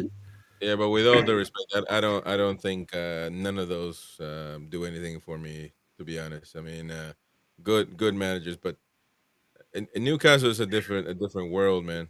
Different world. I would definitely aim high and then work my way down to them. I would definitely aim high. I think Newcastle United is still very much a great project with good players, fighting Champions League. My favorite. The only Andy's working behind the scenes. See, I get Iriola, can bring some menu with him. Yeah, well, there you go. To me, that would only be. I would sack Eddie Howe now for only Klopp or Zidane, and I think Zidane would be magnificent for Newcastle United. But then again, Zidane's not a manager. He could have put anyone in charge of them Galacticos and won the Champions League. Real Madrid can win the Champions League just like hold on. No. That's poor. That's poor. Tell him, Tim. That's poor. That's really poor from him. No. See again, disrespecting. That's completely unproven. He's just a name. That's all he is. He doesn't buy a name. It's first of all, that's a name that Shesko will be listening to, and he'll rock his boat. He'll rock any player's boat to come to Newcastle. But we can't afford them. We can't afford them. Look, read the details of the PSR. If Shesko going to Man United instead of us when they're coming 15 because of the money, we can't afford top level players. No. If Shesko, I'm just using the name Shesko or Ekitiki, we could afford them. We went for them. They just chose not to come here. And if someone offered them more money? Those clubs can take players we want if they go on that player. We need a manager who can get players from there to there. And Iriola is a good call because he's done that with Bournemouth. Because a few years ago, done what with Bournemouth? What's Bournemouth done? Taking a club that spent nothing and look at the money he's got. They sold a whole not only spent nothing, but had to sell players. Taking a player from there to there. Yeah, you've got to look how they play.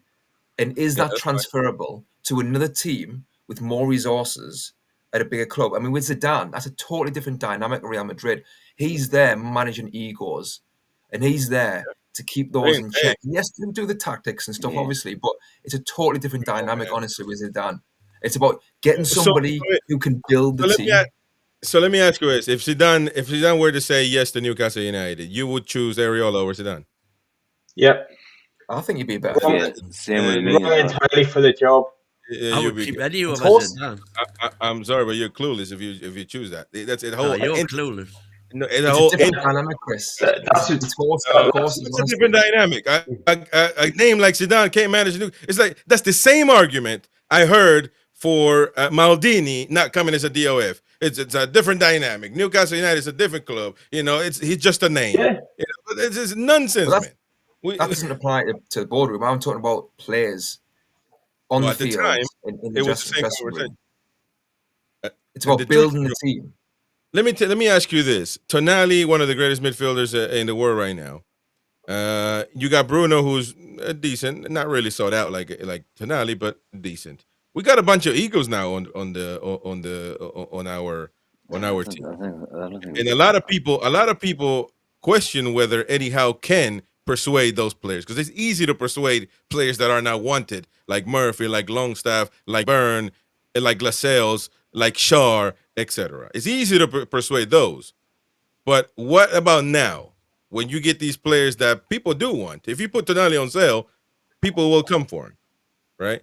So that's the question as well. Can Eddie Howe manage? Can Iriola manage these players and their egos as well? Can they attract players? Because as you said, Jamie, I'll use your narrative against you, because you said we don't have money to persuade players as far as purchasing them. But if we had somebody that can persuade a player just to come here based on the name that's their It's money. You can't. What are you talking about? You can't. You can't compete with a club that earns 300 million quid more than you a year because they don't spend you. It's like you opening a restaurant and trying to outperform McDonald's. That's not just because you want more enough. Liverpool. Ekitike chose Liverpool. Cisco chose Liverpool. I mean, sorry, Man United. They chose those clubs based on their reputation. They'll have been getting 100 grand a week more than we could offer them. No, they couldn't, man. How much money is Cisco? Yeah, they could. It should be out there. So look at 200 plus. Nah, man. Come on, man. Of course he will. You're being naive, man. It's incredibly naive to think it's not money's a very, very big driver. Of course it is money, but you can't tell me that Zidane won't persuade people to come. First of all, I think you would. I think you would have that pull. But I don't think it's necessarily about egos. I think it's about staleness. It's about. First of all, let's put it this way. I don't think Zidane will come to Newcastle, number one. Yeah. Just because he's that much of a personality, he probably wouldn't even come to Newcastle. But I'm saying I would try. But again, I don't think I think he got bigger fish to fry. With all due respect, I don't think he wants to manage anyone, does he? A few people have tried to get him over recent years. Well, he did. Just in an interview last week, Zidane said he's looking to get back in harness. He's looking to get back now. He's looking to get a proposal. You know, he's not gonna. He actually. He was heavily linked to Man United, and he didn't go for it. So, well, there you go. But you know, it's only a few clubs, and I think that Newcastle project might interest him. I'm saying I would aim high. I would go for club. Well, here's the thing. I reckon Newcastle could attract Zidane to manage or even them. club. But he probably wouldn't come to me. Could attract Zidane, but I wouldn't want him to. Yeah, well, that's what you again because you want Klopp. Absolutely, I'll have Klopp for Eddie tomorrow. You know when I'll have Zidane in a couple of weeks when we're in a bomb 3. You'll get Zidane will not come then. No, he won't come. Zidane might well come in the Premier League and do a really good job with somebody who isn't one of the top 4, whatever. He might well do that. All I'm saying is that. Amen. It's a very different transition from Real Madrid's. That's the only club he's managed, and the only time he's managed. I'm not saying he'd come here and do crap, Chris. Do you know what I mean? I'm not saying he'd come here and starstruck, Chris. But no, I'm not starstruck because I know a little bit about football, man. International football, and he was one of the when he won the Champions League with Real Madrid. They won one before with Ancelotti, I believe, and then he came on 3 on the trot, and they were playing magnificent. You know, by the way, your manager, what's his name? The Spaniard, the Italian, Capello, managed the Galacticos and won out with the greatest players of all time. And that's the only manager they had. They had many managers, so you still need to have somebody that has a clue. Probably the greatest English squad of all time and didn't know with it. And to say that one of the greatest minds, midfielders to ever play the game, doesn't have a clue about football. Come on, no one said he doesn't have a clue. Nobody said he hadn't got a clue. Chris, he did a good job at Real Madrid. So he has a clue about football, about managing, and then he won. So what else you want? What else you want? Who managed to do and subtleties to it? You know, Alan Shearer was the greatest striker ever, with the greatest strike in mind you could probably want. But Alan Shearer has not been a manager. You know, so Alan Shearer is not a thinker of the game. And come on, man, we're talking about thinkers of the game. You reference he's playing Korea, so you can reference a lot of players playing Korea. And Zidane has done an amazing job at Real Madrid. I'm not denying that. Obviously, Jesus Christ, look at it on paper, you can't. He's won the Champions League how many times? I'm just saying that there is a different dynamic. It's completely different dynamic to Newcastle in the Premier League.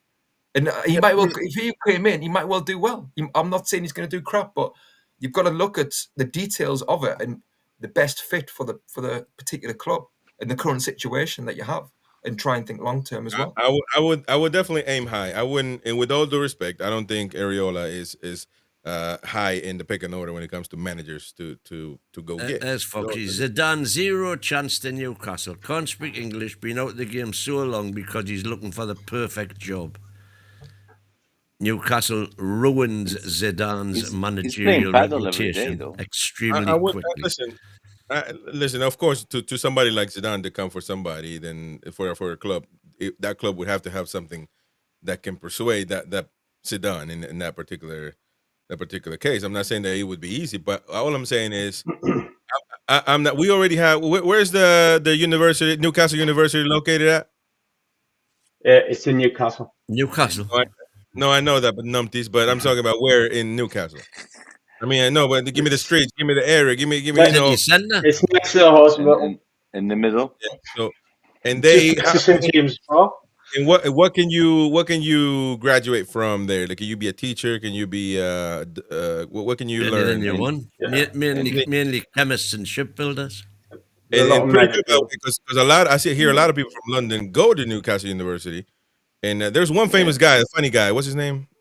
He went to Newcastle University. Ron Atkinson. That's Mr. it. Bean. So we already have one university. I'm not in the business of creating another university to create managers. So, you know, we did that with Eddie Howe. Got two. We got already Northumbria as well. We got two already. You know, we already did that with Howe. You know, we make sure he learned, and he's learning on the job. He's graduating now, probably failing the course a little bit, but I can't do that again. 5 years like that, I'm knackered. I mean, you know, come on. I'm trying to lose weight though, but I'm, you know, I think you're doing Iriola a disservice, Chris. I'm not saying No, I'm he's not. like I right think it's a now the one up there, as in like he's alongside other managers who've won these trophies. But you've got to look at the details, and you've got to look what he's done with that Bournemouth side and how he operates. And you've got to think to yourself, I'm just speaking in general. Can that managerial style and can what he's done with those resources be transferred across to another environment? Sometimes it can be, sometimes it can't be. I think in the case of Iriola, what he does, non-Galactico environment, how he works, I think he will be at another club at the top at some point soon enough. And I think his methods will work at those environments. It might work, but you know, one thing that I would tell you about this in this particular conversation, I believe now Newcastle United, with the players that we got, they're not convinced of anything. They don't know what they're doing.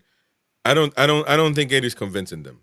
Whether that can be fixed or not, I don't know. Again, I'm still there. I'm still in the middle. I don't know one thing for sure, man, because you bring in Klopp or you bring in Zidane, those players will be run like they're in the military. They will be at attention all day, every day. And maybe it could be something to, if you bring Ariola to the squad, with all due respect, Timothy, brother of Peter, son of Joseph. No, I'm sorry. Ariola ain't what does Gary say? Blowing his fruck up? He ain't doing that. You know what I'm saying? Regardless of Newcastle, he would get a set of players to listen. If you look at the work he's done, okay, man. He absolutely would. He's not at Bournemouth this time next year. Yeah, you're underrating honestly what he's done. No, I'm not underrating him, man, but I just know that players will. You are underrating him. No, I'm not. I think he's a good manager, but I don't think that he doesn't come to Newcastle and all of a sudden gets, you know, people will just be wary of him. They'll just honestly wait and see. Whether or not he would elevate us, you know, is a question. Not But more I can from assure bloody you, Bournemouth. They'd be saying, "Oh, not more from bloody." Well, Bournemouth. I know. This is it's perception. Unfortunately, it is perception. You know. Yeah.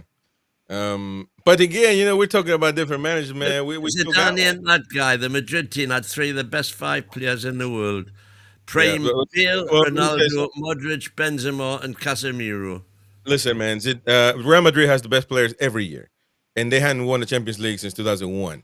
So, and that's all they wanted in their life. Truly, that's all they wanted, to win the Champions League again. And 3 in a row, baby, 3 in a row. So now we keep talking about Mancini. I know that a lot of people say he's old and decrepit, but we got to win here. He's old and decrepit, and we don't think of sacking him or not giving him an opportunity. He's in prison. You guys wouldn't think. Well, he's got to sort his tax dodging situations. But it's a lot of experience. He's won. He's an old school guy. You can't tell me that these guys wouldn't listen to him either. But we're talking about we're talking about a manager. I feel weird doing that, man, because Eddie Howe is still there.